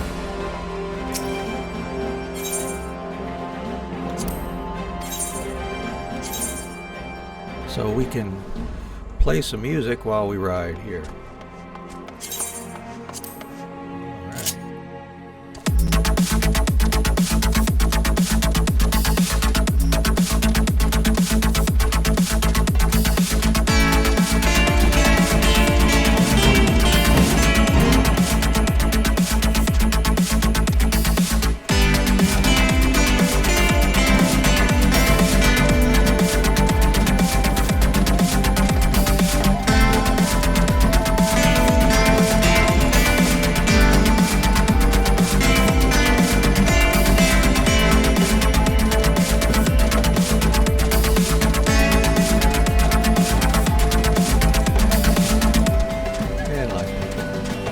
Keep ourselves entertained while we do this stuff, right? Of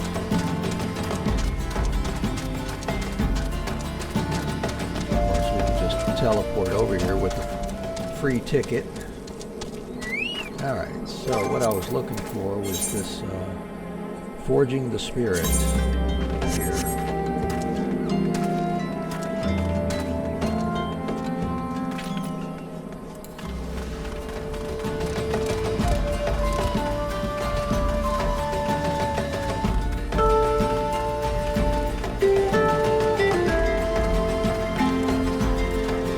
Foreknowledge, we know that we would need this. I don't know if this was your first time playing the game.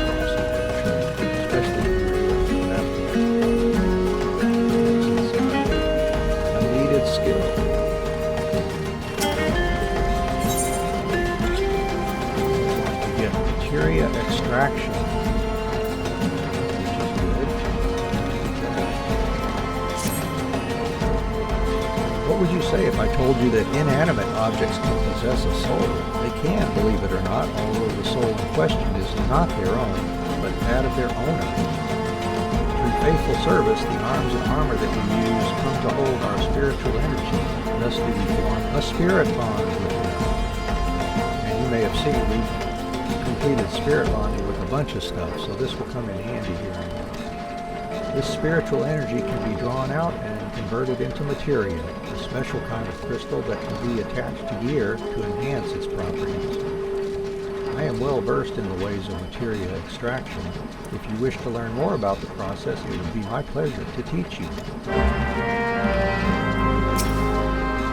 Please do, O teacher.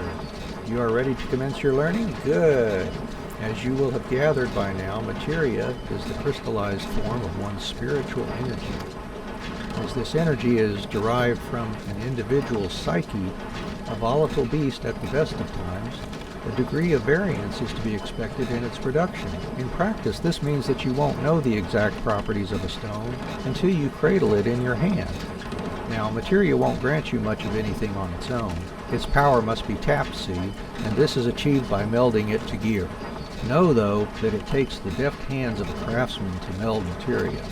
You can always seek others to attach materia on your behalf, but if you would sooner do it yourself, I recommend you speak with Phobos. Melding is her field of expertise. We can do materia retrieval now. Meld materia. Materia extraction. Let's see, I got great strides here, which, I want to leave right there.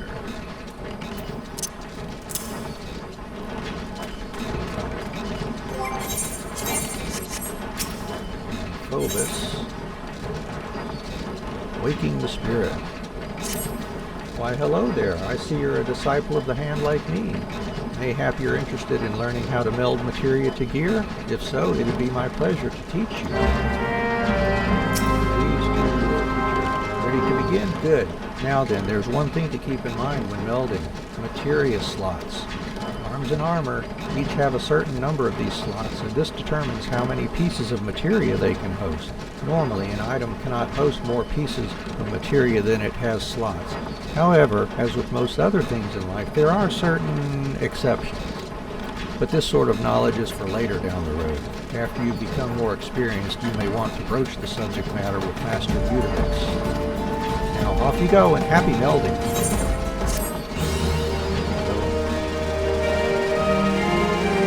Now, let's see what I want to do.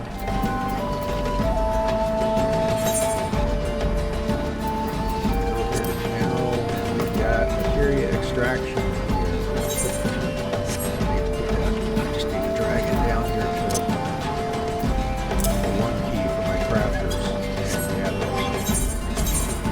Let's take a moment.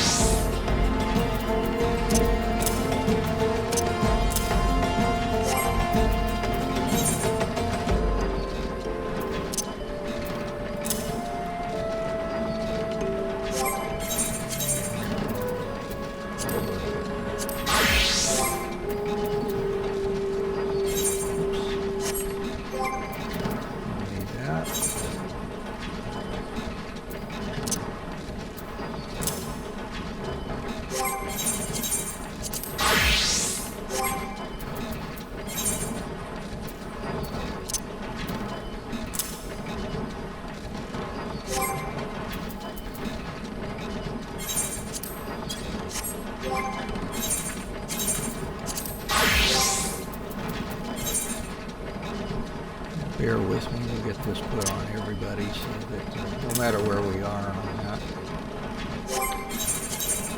we can go ahead and do this material extraction easily and conveniently.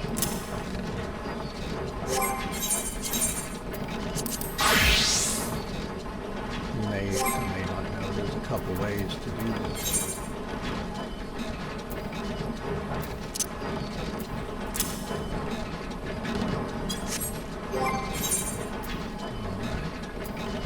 Let's see, our headgear is at 100% spirit bond, it looks like.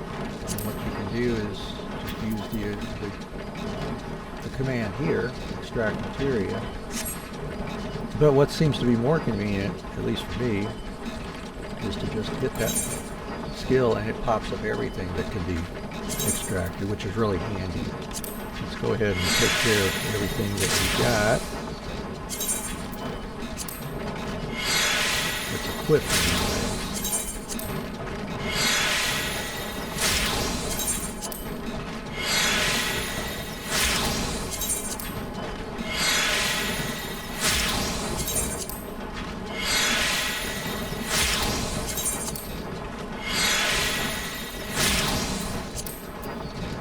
Nothing there. Some other pieces.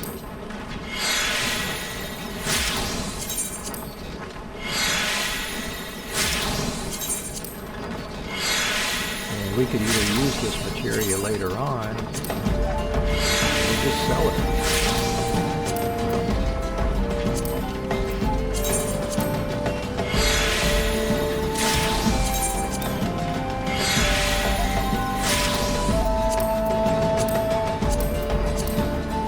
That looks like all of it. Ul'dah has got something for us.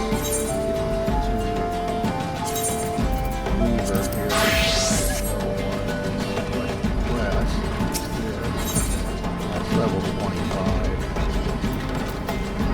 Yeah, we won't be able to do that. Go ahead and pick it up anyways. There's more materia. First, Uplander must be proving readiness. Uplander showing you attaching 8 pieces of materia, then let Uplander and Ul'dah trade tongue flaps again. Alright, so let's see. Pop this out. There's something that's got materia, slots. We'll meld some of these that we'll put on.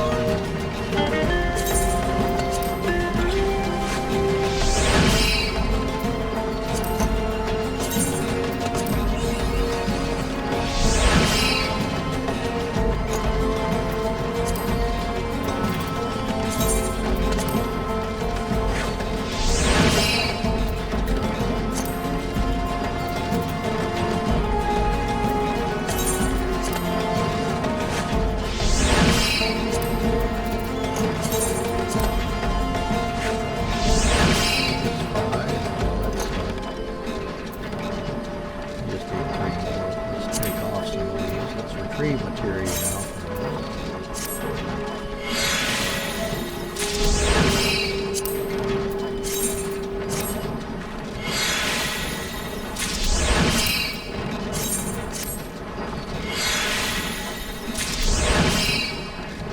You put CP1s on those.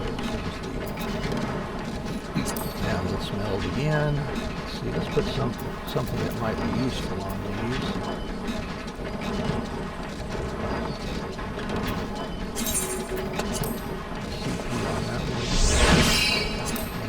Craftsmanship in this one.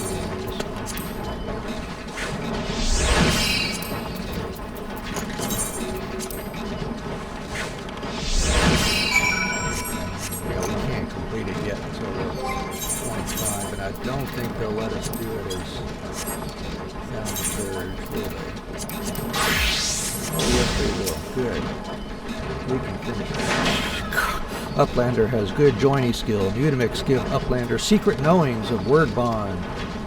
Most part, one fighty tool bears only little materia, but if Uplander uses secret joiny skill, one fighty tool bears many materia. Maybe. Remix teach Uplander secret joiny skill, but Uplander keep in brain case that it sometimes work unrightly. Will fighty tool of Uplander bear many materia, or will materia turn to bitty bits? Using secret joiny skill, not for unstrong of bladder. Okay. There we go. So we've got advanced materia. And we're on thaumaturge, conveniently enough, so we can head on over to Vesper Bay to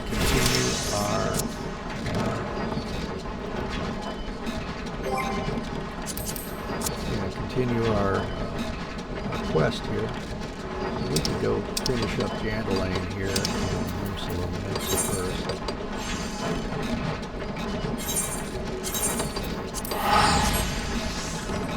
Go ahead and get that out of the way. Clear up all the extra stuff. And let's sort my inventory again.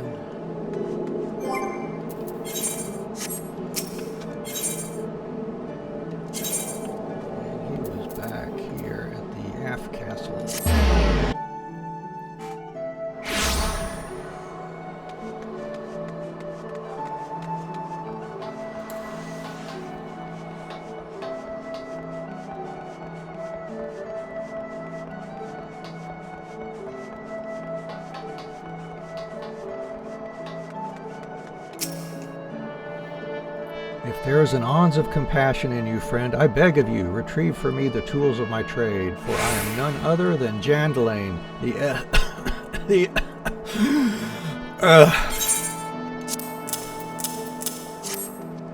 Could this be? Yes, I can feel it. The light returns to my eyes. Power courses through my fingers. I live.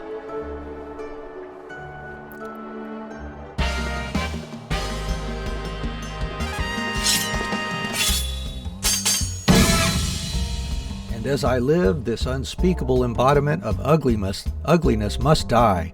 Begone, foul demon!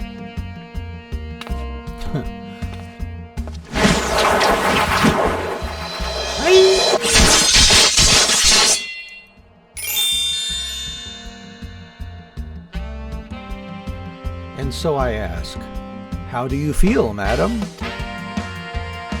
Why, it's as if, in but a single magnificent moment, I traveled beyond the void and returned to life as the embodiment of all that is beautiful in this world.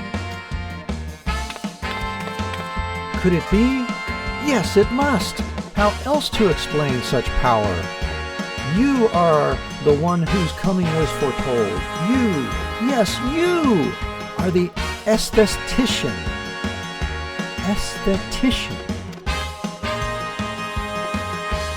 In the flesh, madam, I am Jandalane, crafter of coiffures so divine that Menthina herself doth begrudge my clientele their beauty. But let us speak of you, madam, for where a moment ago stood a fashion-challenged frump, now there stands a beauty reborn. Yay.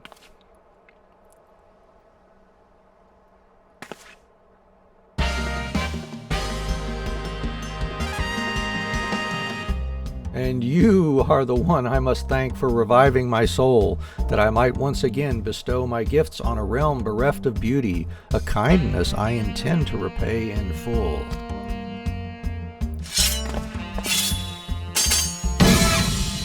Do you fear that your own hairstyle is becoming passé? Fear the specter of ugliness threatening to consume you? Fear not, friend, for it shall not survive my wrath.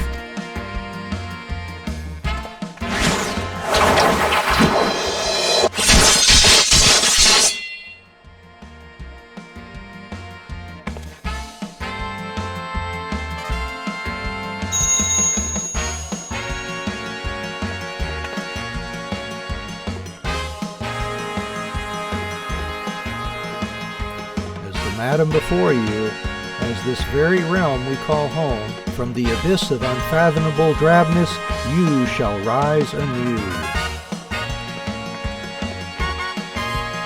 My clients have been known to make reservations moons, even years in advance, but you shall know no such troubles. No, for proving a staunch ally to good taste when all others turned a blind eye, I gladly place myself at your beck and call. Yes, the next time you find yourself plagued by aesthetic ennui, you need only ring the crystal bell from the comfort of any inn room at which you have taken up lodgings. Okay. Jandalain shall hasten to the scene. Yes, in a flash, the dreary, uninspired life you have hitherto known shall end. You shall travel to the realm beyond, and return to us as a beauty reborn. I give you this as a token of the trust between us. Treasure it, for it is the key to a world of aesthetic wonders ordinary women shall never know.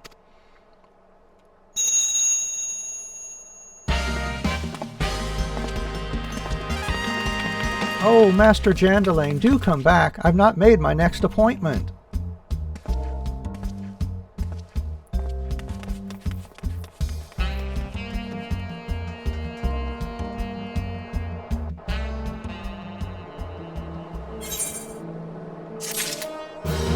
Well, that could be handy.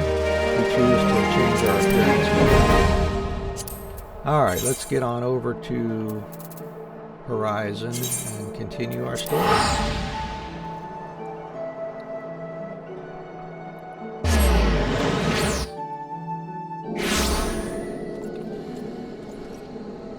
And we don't have Chocobo unlocked to Vesper Bay yet, I believe. Doesn't unlock automatically, does it? Nope. Alright, well, we're going to run then.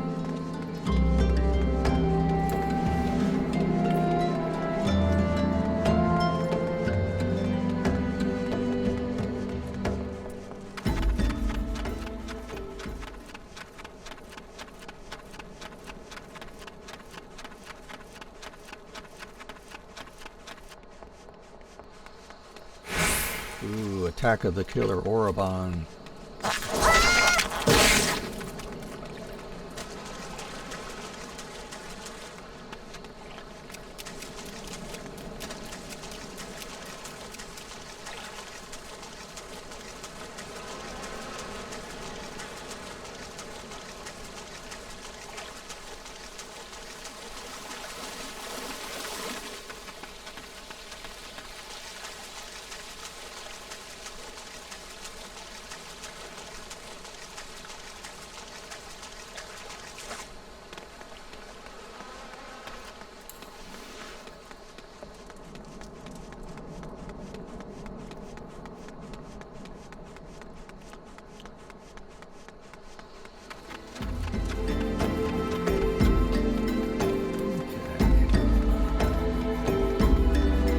Couple side quests we might want to grab.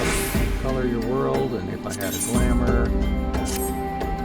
You there, yes you, the decisively unfashionable adventurer. Gods be good, never in my life have I seen such unapologetic focus on function at extreme cost of form. The mere sight of you fair makes my eyes bleed. As a lover of all things aesthetically pleasing, I cannot in good conscience allow you to continue roaming the realm in that sorry state. I believe your appearance can yet be salvaged through the use of color. I will teach you how to go about dyeing your outfit, but first I must have a drink. The heat has given me a vicious thirst, and I won't be able to talk for any length of time. Be a dear and buy me a bottle of orange juice at the stall by the northern gates, would you? Once I have moistened my throat, we shall see to the business of remedying your appearance. The next one is, if I had a glamour. Oh dear, dear, dear, this will never do. My sense of aesthetics simply won't allow it. How can you go out dressed like that? My dear, if only you'd spare a thought for style and coordination. I hope your garb holds up during a scuffle, because there's little else going for it. That's it, I've made up my mind. From this day forth, I'll take it upon myself to save you from any more fashion disasters. Let me see, so much that needs to be addressed. Where to even begin? Be a dear and get me a drink. I'm feeling rather parched, and this is a matter best discussed over a glass of something cold. Just go to the pissed piece and ask Falkland. I'll have some blood orange juice, and tell her to make sure there's no pulp in it. Now, off you go.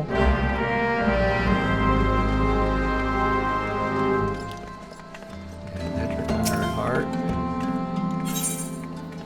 Craving new depths.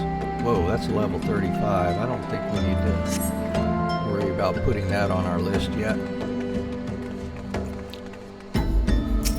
Alright, let's grab us some orange juice here.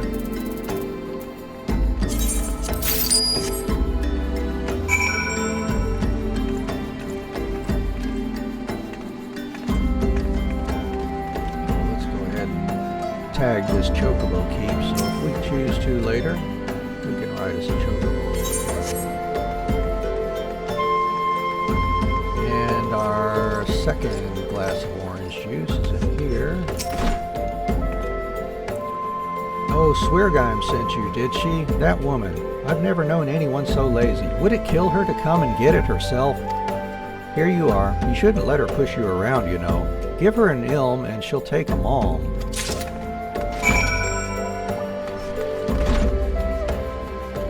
Here you go, Sweargheim. Pray tell, have you brought my orange juice? Lest you have forgotten, the merchant who sells it can be found just inside the northern gates.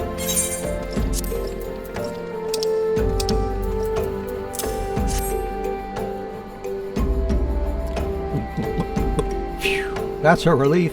Finally, I can teach you how to bring color into your life. Listen well.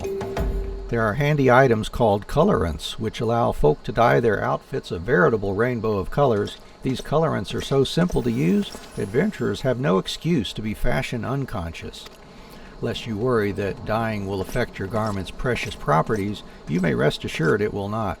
The practicality you adventurers love so much will not suffer for the change in appearance, a change for the better. It should also gladden you to know that garments can be dyed repeatedly, so there is no fear of getting locked into one color. The garish pink that seemed like such a wonderful idea after a dozen glasses of red can be undone. And that is all you need to know about dyeing gear. Now, what are you waiting for? Get out there and bring some color into your life. And they give us some color to play with here.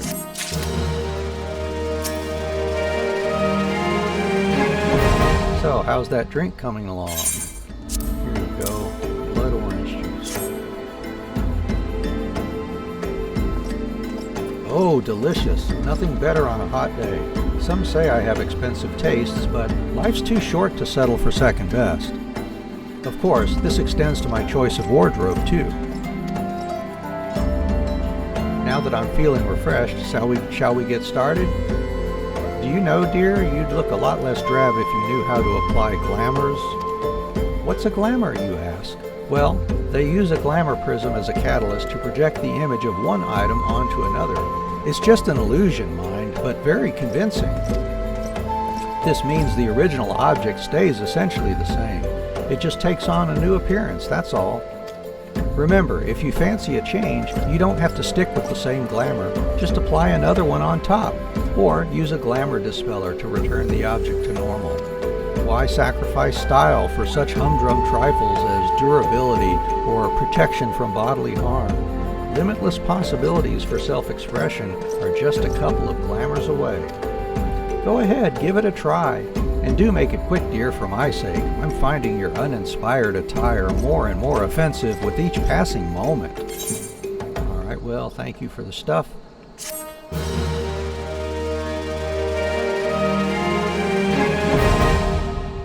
And we can now change the appearance of our gear. All right, we got a green beret to try it out if we want to after a while. Alright, so let's go get our story back on the road here. After almost 2.5 hours now of getting our remaining crafters and gather up. Whoops. There she is. Tataru.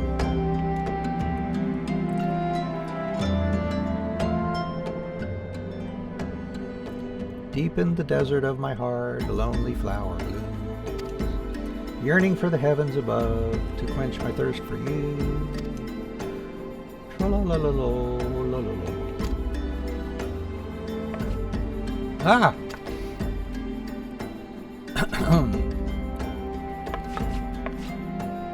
I would thank you not to sneak up on me like that. Now, please be advised that this is private property. Unless you have pertinent business here, I must ask you to... I'm supposed to be here. Here at the behest of Thancred. My sincerest apologies. May I please have your name?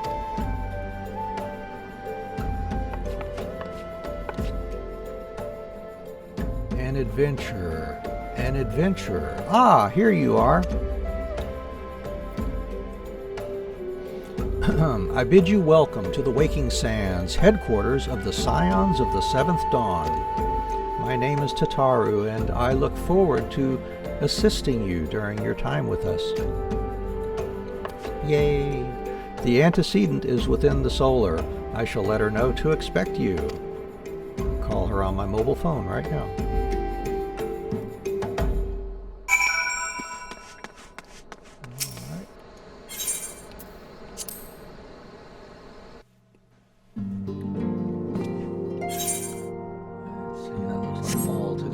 Area for now.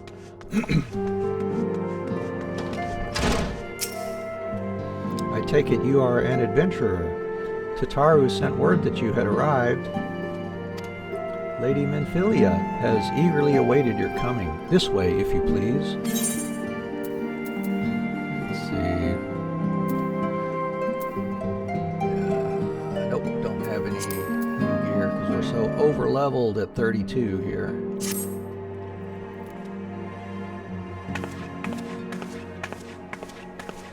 So you're the adventurer of whom I've heard so much. Well met, friend. My name is Minfilia, and I lead the Scions of the Seventh Dawn. I have awaited your coming.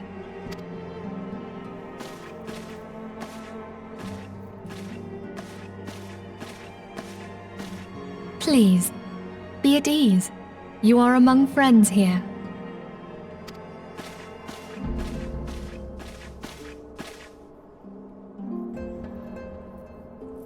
No doubt you are ripe to burst with questions. But have patience. All will be revealed in time. First, let me begin by telling you who we are and what we do. We are the Scions of the Seventh Dawn, an order that transcends political boundaries. Our single objective is the preservation of the future of Eorzea. Among our gravest concerns are the godlike beings known as the Primals. Their existence is a bane upon Eorzea, nay, the world at large, and we have striven to find a lasting solution to the threat they pose. Our order is home to a number of individuals who, like you, possess a rare and special talent. This talent takes various forms, but one holds particular interest for us. Tell me, have you ever experienced a sudden, inexplicable loss of consciousness? Have you ever had the sensation of being pulled away from reality? Felt as though you were hovering in space, a mind without a body? All these things are the manifestations of your talent. Yours is the power to transcend the boundaries of the soul, a power known as the Echo. The Echo allows you to pass through the walls of a man's soul and hear the resonations of his past. You will be there in his memories and see things as he saw them. You may even interact with that which you see, though you cannot change the outcome of events. For another blessing, the Echo will enable you to know a man's mind even if you cannot comprehend his words. In short, the Echo is a truly extraordinary power. And this power is strong within you. It is only a shame that we cannot use it whensoever we choose. That's right. I too possess the Echo. With that established, let us return to the subject of the Primals. So long as they exist, The realm cannot take so much as a single step towards true peace. Measures must be taken. Measures which transcend boundaries, be they of faction, race, language, or creed. And to do so, the Scions require the aid of those with our talent. Make no mistake, the Echo will be instrumental in dealing with the primal threat. Without it, we cannot hope to save the realm. I know not what it is you desire for yourself, nor what it was that first brought you to Eorzea, but I firmly believe that the power we possess was given to us for a purpose. Why else would the gods entrust man with a gift so extraordinary, if not to have him use it? And so I implore you, lend us your power.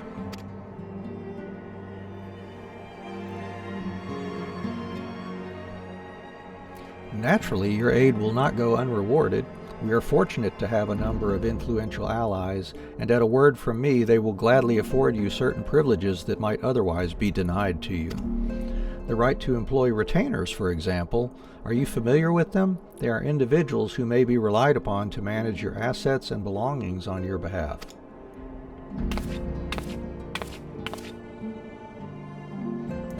The papers you requested, my lady.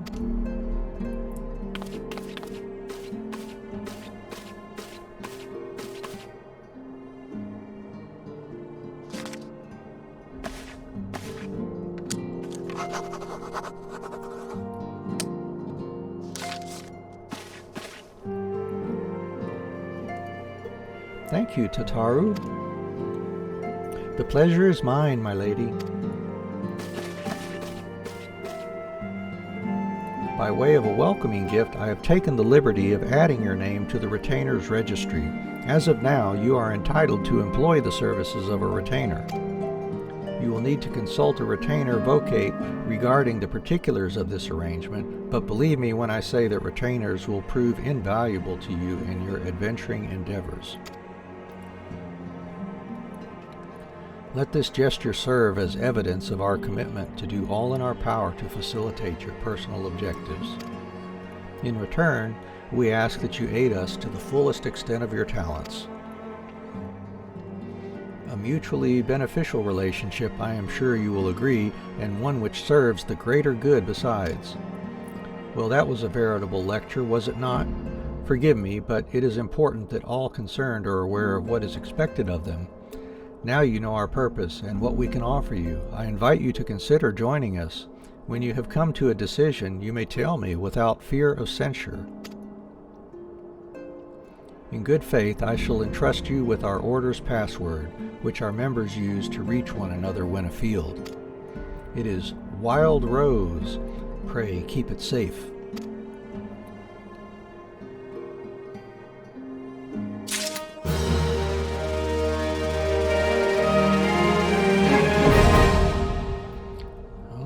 We can use retainers.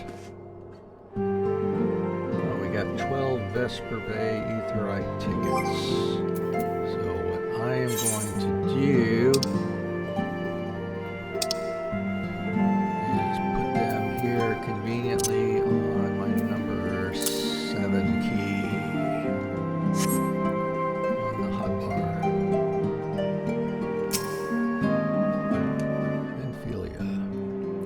We Scions have but one objective, to safeguard the future of Eorzea. Among our gravest concerns are the godlike beings known as the Primals. Long have we striven to find a lasting solution to the threat they pose.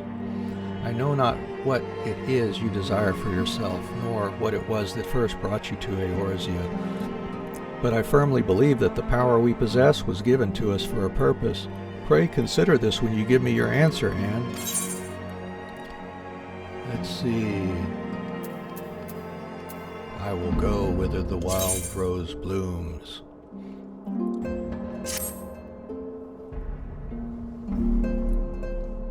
I take it you will help us. Wonderful! I knew you wouldn't let us down. But come, I would introduce you to your friends in the Order. Tell me, does the name Sharlayan ring any bells? It used to be one of Eorzea's 6 city-states, and was situated in the northwest of Ul'dah. The Scions were the keepers of wisdom both old and new. Their mastery over magic and ether was unsurpassed, and even the Garleans knew to fear them. Among their number, there were a noble few who devoted their lives to safeguarding the future of Eorzea. When the realm began its descent into chaos, and their countrymen fled for the motherland, they alone chose to remain here. Those same brave souls stand before you now. The masked woman is Ida, and beside her is Popolimo. The two are charged with surveying the Twelveswood. Hello there. Welcome! Okay, my turn to introduce someone. That there is Thancred.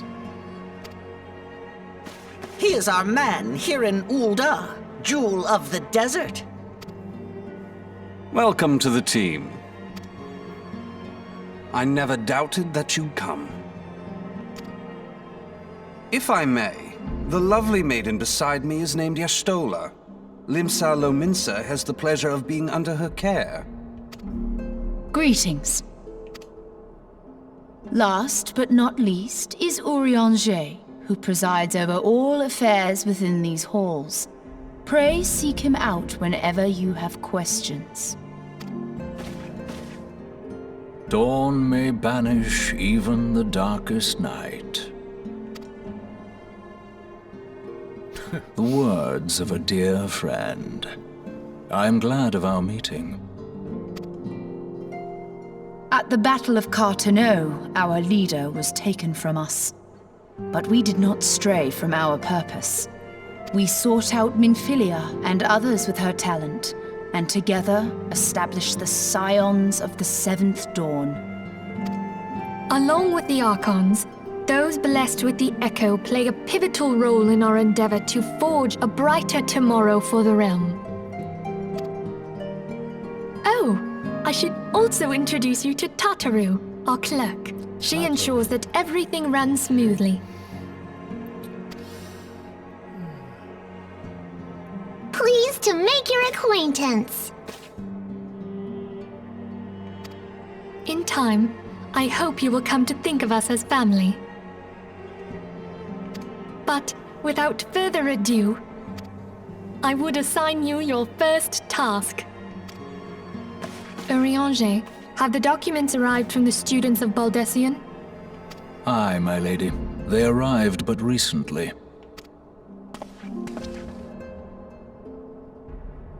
We have received a request for aid from the Immortal Flames. Thancred, would you do the honors?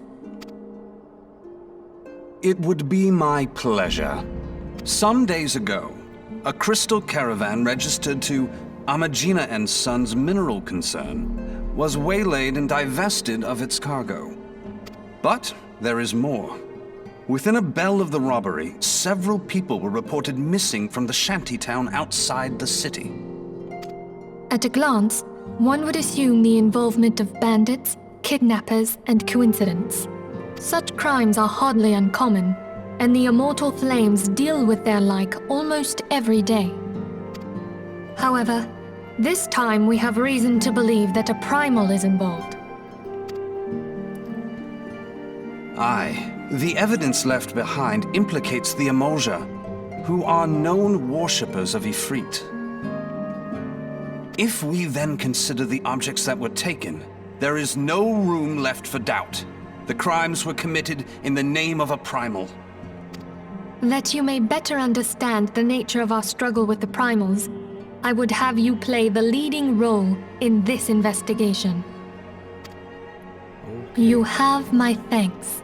If there is aught you wish to know, I recommend you speak with Thancred. He is well versed in the affairs of Ul'dah. Ever at your service, fair lady.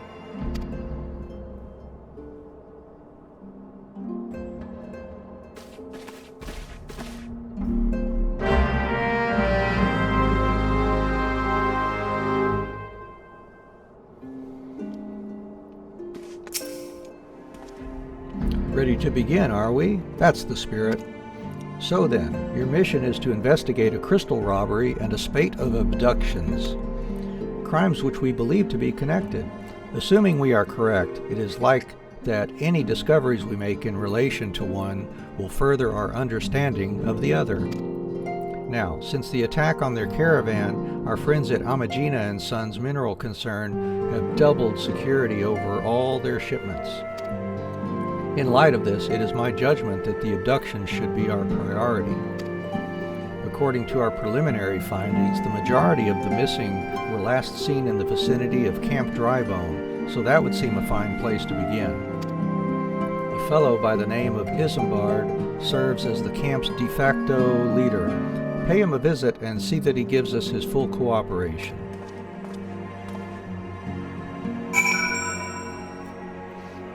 All right. So we got to head over to Drybone.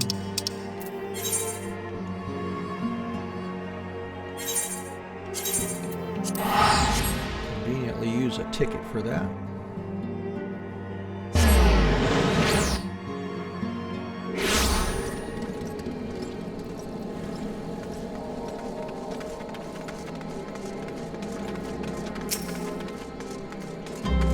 Hi, I'm Isambard, here to search for the missing folk, I take it. Minfilia sent word that an adventurer fitting your description would be along. She also warned us to be wary of the Amalja. It seems we know who the culprits are at the very least. Now, I bear no official title at this camp, but the people here have come to look to me for leadership. You have my word that I'll do all I can to help see the victims safely return.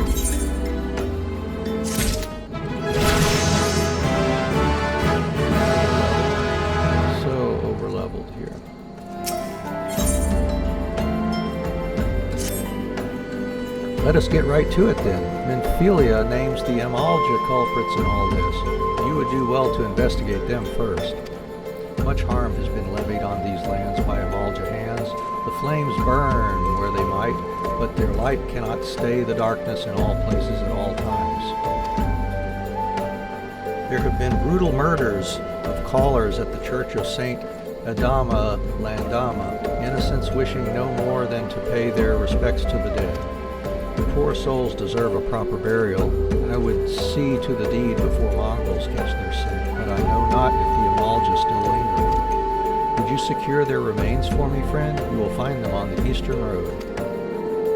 12 willing, you may even come to learn something of what the Amalja seek in this area. Right, and it's out there somewhere. Here we go. Let's find this stuff. We are level 33, so nothing around here is liable to aggro us here. Yep. We are much more than 10 levels above.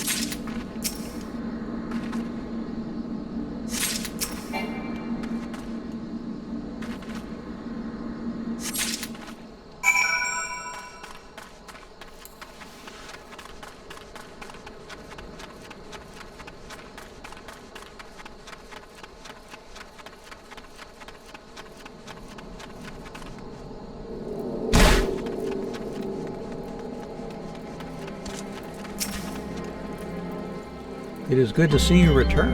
Were you able to secure the remains of our fallen? Yeah, they turned into flowers, it looks like.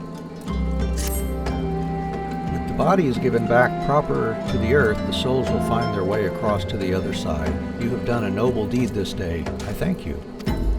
Now then, what of the Amalja? Did you see any?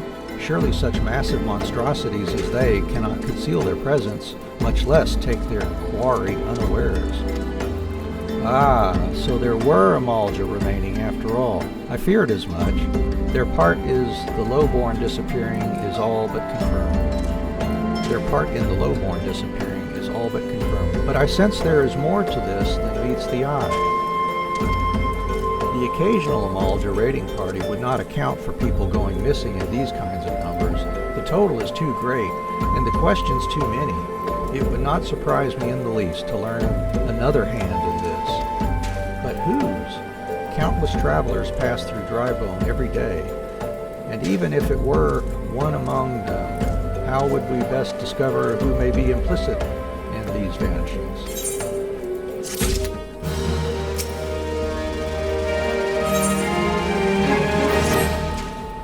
Let's say we turn an eye to the common folk themselves. It may be among them that we find the reasons for these vanishings, 12 forbid it be so.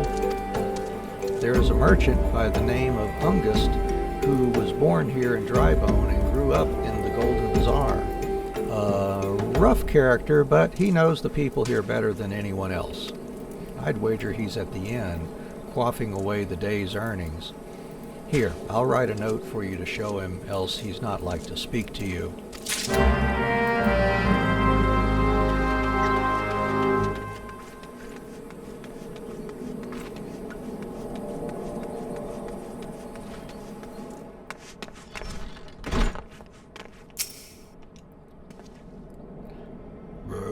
Well, gods be damned. You're that bloody adventurer who threatened me back in Ul'dah. What in the seven hells do you want with me now? Dear friend, missing people, please help. Yours, Isambard. Folk around here are as wary as they come. They'll turn tail and run if you so much as pass wind nearby. Played them all for fools and coaxed some hard labor out of them, I did. If anything, they're even more timid than before, what with all the disappearances. You can go talk to them yourself if you don't believe me.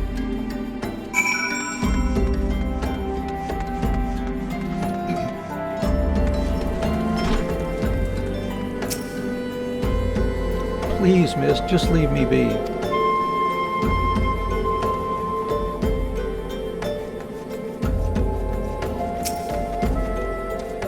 I've nothing to say but this. Thal take who, or whatever's been feeding us off low folk. Feeding off us low folk. What do you want from me? I don't know anything, I swear.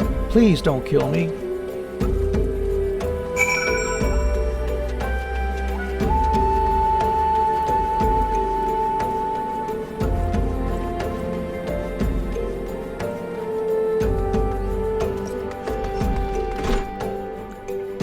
Hello, Tanro210 over on DLive. Thank you, appreciate that. Thank you for the follow so much. We're getting on towards the end of this stream right now, but I'll be streaming again on Saturday, and on Sunday, and Tuesdays and Thursdays typically. So check back with me then once this stream's ended. But we're going to go for a while longer while we keep this quest moving along here. Just as I told you, wasn't it? The whole lot of them are terrified. There's been talk of folk getting abducted, but if you ask me, they simply up and moved on to a better place. This place isn't exactly Costa del Sol, if you know what I'm saying.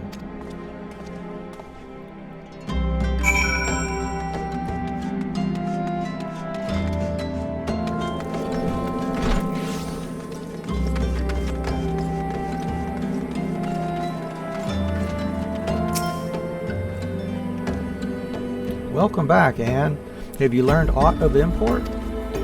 I see. I suppose I should have expected it as much from Ungust.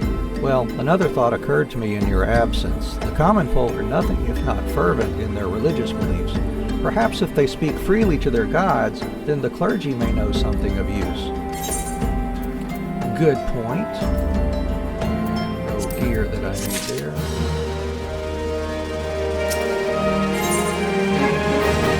Proper burial. If we would know what the common folk speak of to their gods, we've no better place to ask than at the church of Saint Adama Landama. It is a small and humble church found to the northwest of here. And so long as you're headed there, might I ask you to deliver this embalmed corpse? A morbid request, I grant you, but it must be borne to burial, and I trust none more than you to see it done. Even though we just met like 5 minutes ago. Seek out a man named Marquez. He tends the graves of the Lich Yard. He will tell you where the body is to be interred. All right. Let's go do that.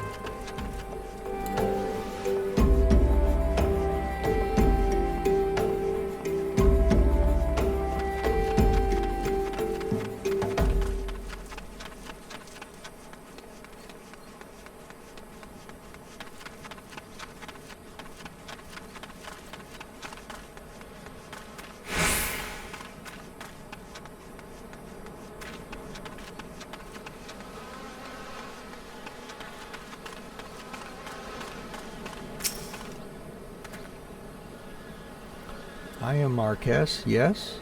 A body? Of course. There have been so many bodies of late. I apologize, miss. If you seek a place of burial, then there is an empty grave atop the ridge. Take the path and lay him to rest there.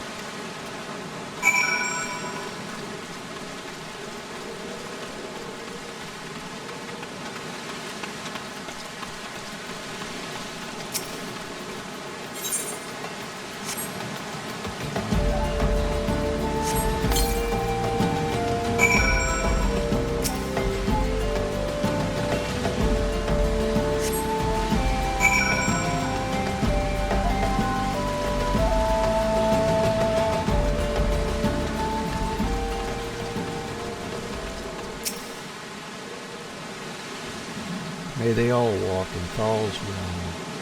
What? Missing people? I'm afraid I cannot help you.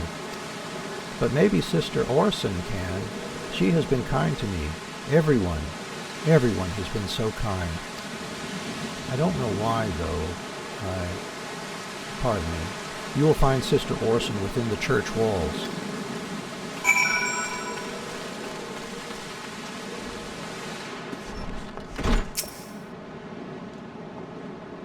I hear you have done us the service of burying a fallen soul. Please accept our gratitude and extend it to Isambard when next you see him. You seek knowledge of missing drybone inhabitants. It is true I am closer to the people than any other of the order. I confide in them and they in me. When they wish to speak to their keeper, Thal, I am the medium through which they do. Should I learn anything pertinent, I will be sure to share the information with you. I only wish Marcus would be more helpful in the matter. I pray he did nothing to offend. He saw terrible things during the calamity. His scars run deep. Indeed, he seems to now prefer the company of the dead over the living. While tragic, I fear such behavior ill befits the church. I received word not long ago that one of our recent visitors, a man called Thancred, I believe, took offense at his conduct. I must have words with Marcus, and soon. All right, back to Isambard here.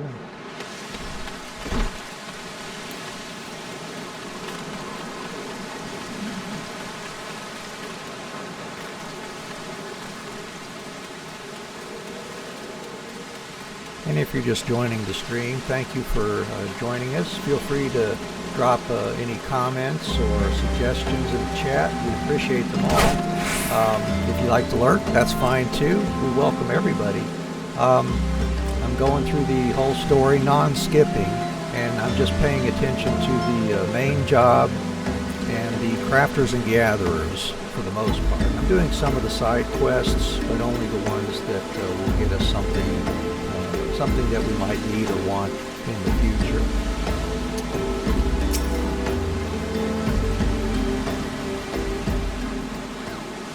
Thank you, and a burial is no easy thing, even when the departed is a stranger.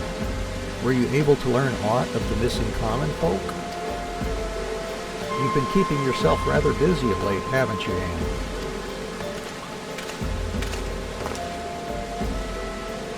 A pleasure, my dear Isambard. The name is Thancred, and I share a passion with you and our mutual friend here for learning what has become of these missing persons and why. I too spoke with Hungus, more times than I care to count. There seems to be some truth to this notion of the common folk speaking their secrets only to those in service to the gods. Prostration, prayer, penance. Abject deeds done behind closed doors, away from prying eyes. Who better to take the pious unawares than she who takes confession, the good Sister Orson herself? Orson, she wouldn't. She couldn't. Even the most beautiful roses have thorns, my friend, and you would be wise to keep an eye to this one, to this rose. Still, the Lich Keeper Marcus, I'd swear to the 12 I've seen that face elsewhere before.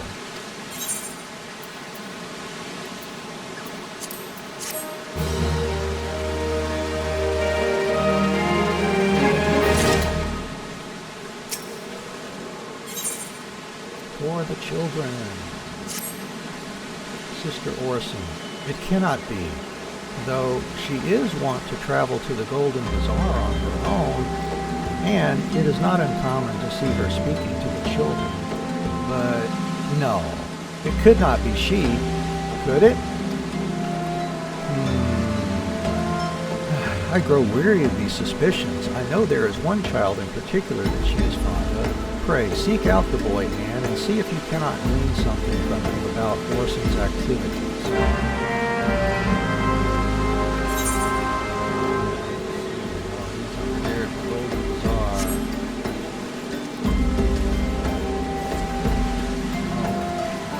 Well, we are going to stop here for today's stream. It's been 3 hours here. We'll take a break. Come back again on Saturday morning now. Saturday morning here, wherever you are in the world. It'll be 6:30 a.m. Eastern Standard Time here in the U.S. We welcome you to join us then if you can, if you have the ability. If not, that's fine. Hopefully you can find us another time. In the meantime, feel free to visit the website www.zenlifeenterprises.com, and there's a streaming schedule under the gaming streams link there. We also have blogs and some other information for other activities that I take part in as well. All right, well, we'll end it there. Thank you all so much for hanging out with me, and we'll be back on Saturday. Have a great rest of the day, rest of the afternoon, rest of the night, wherever you are. Bye-bye.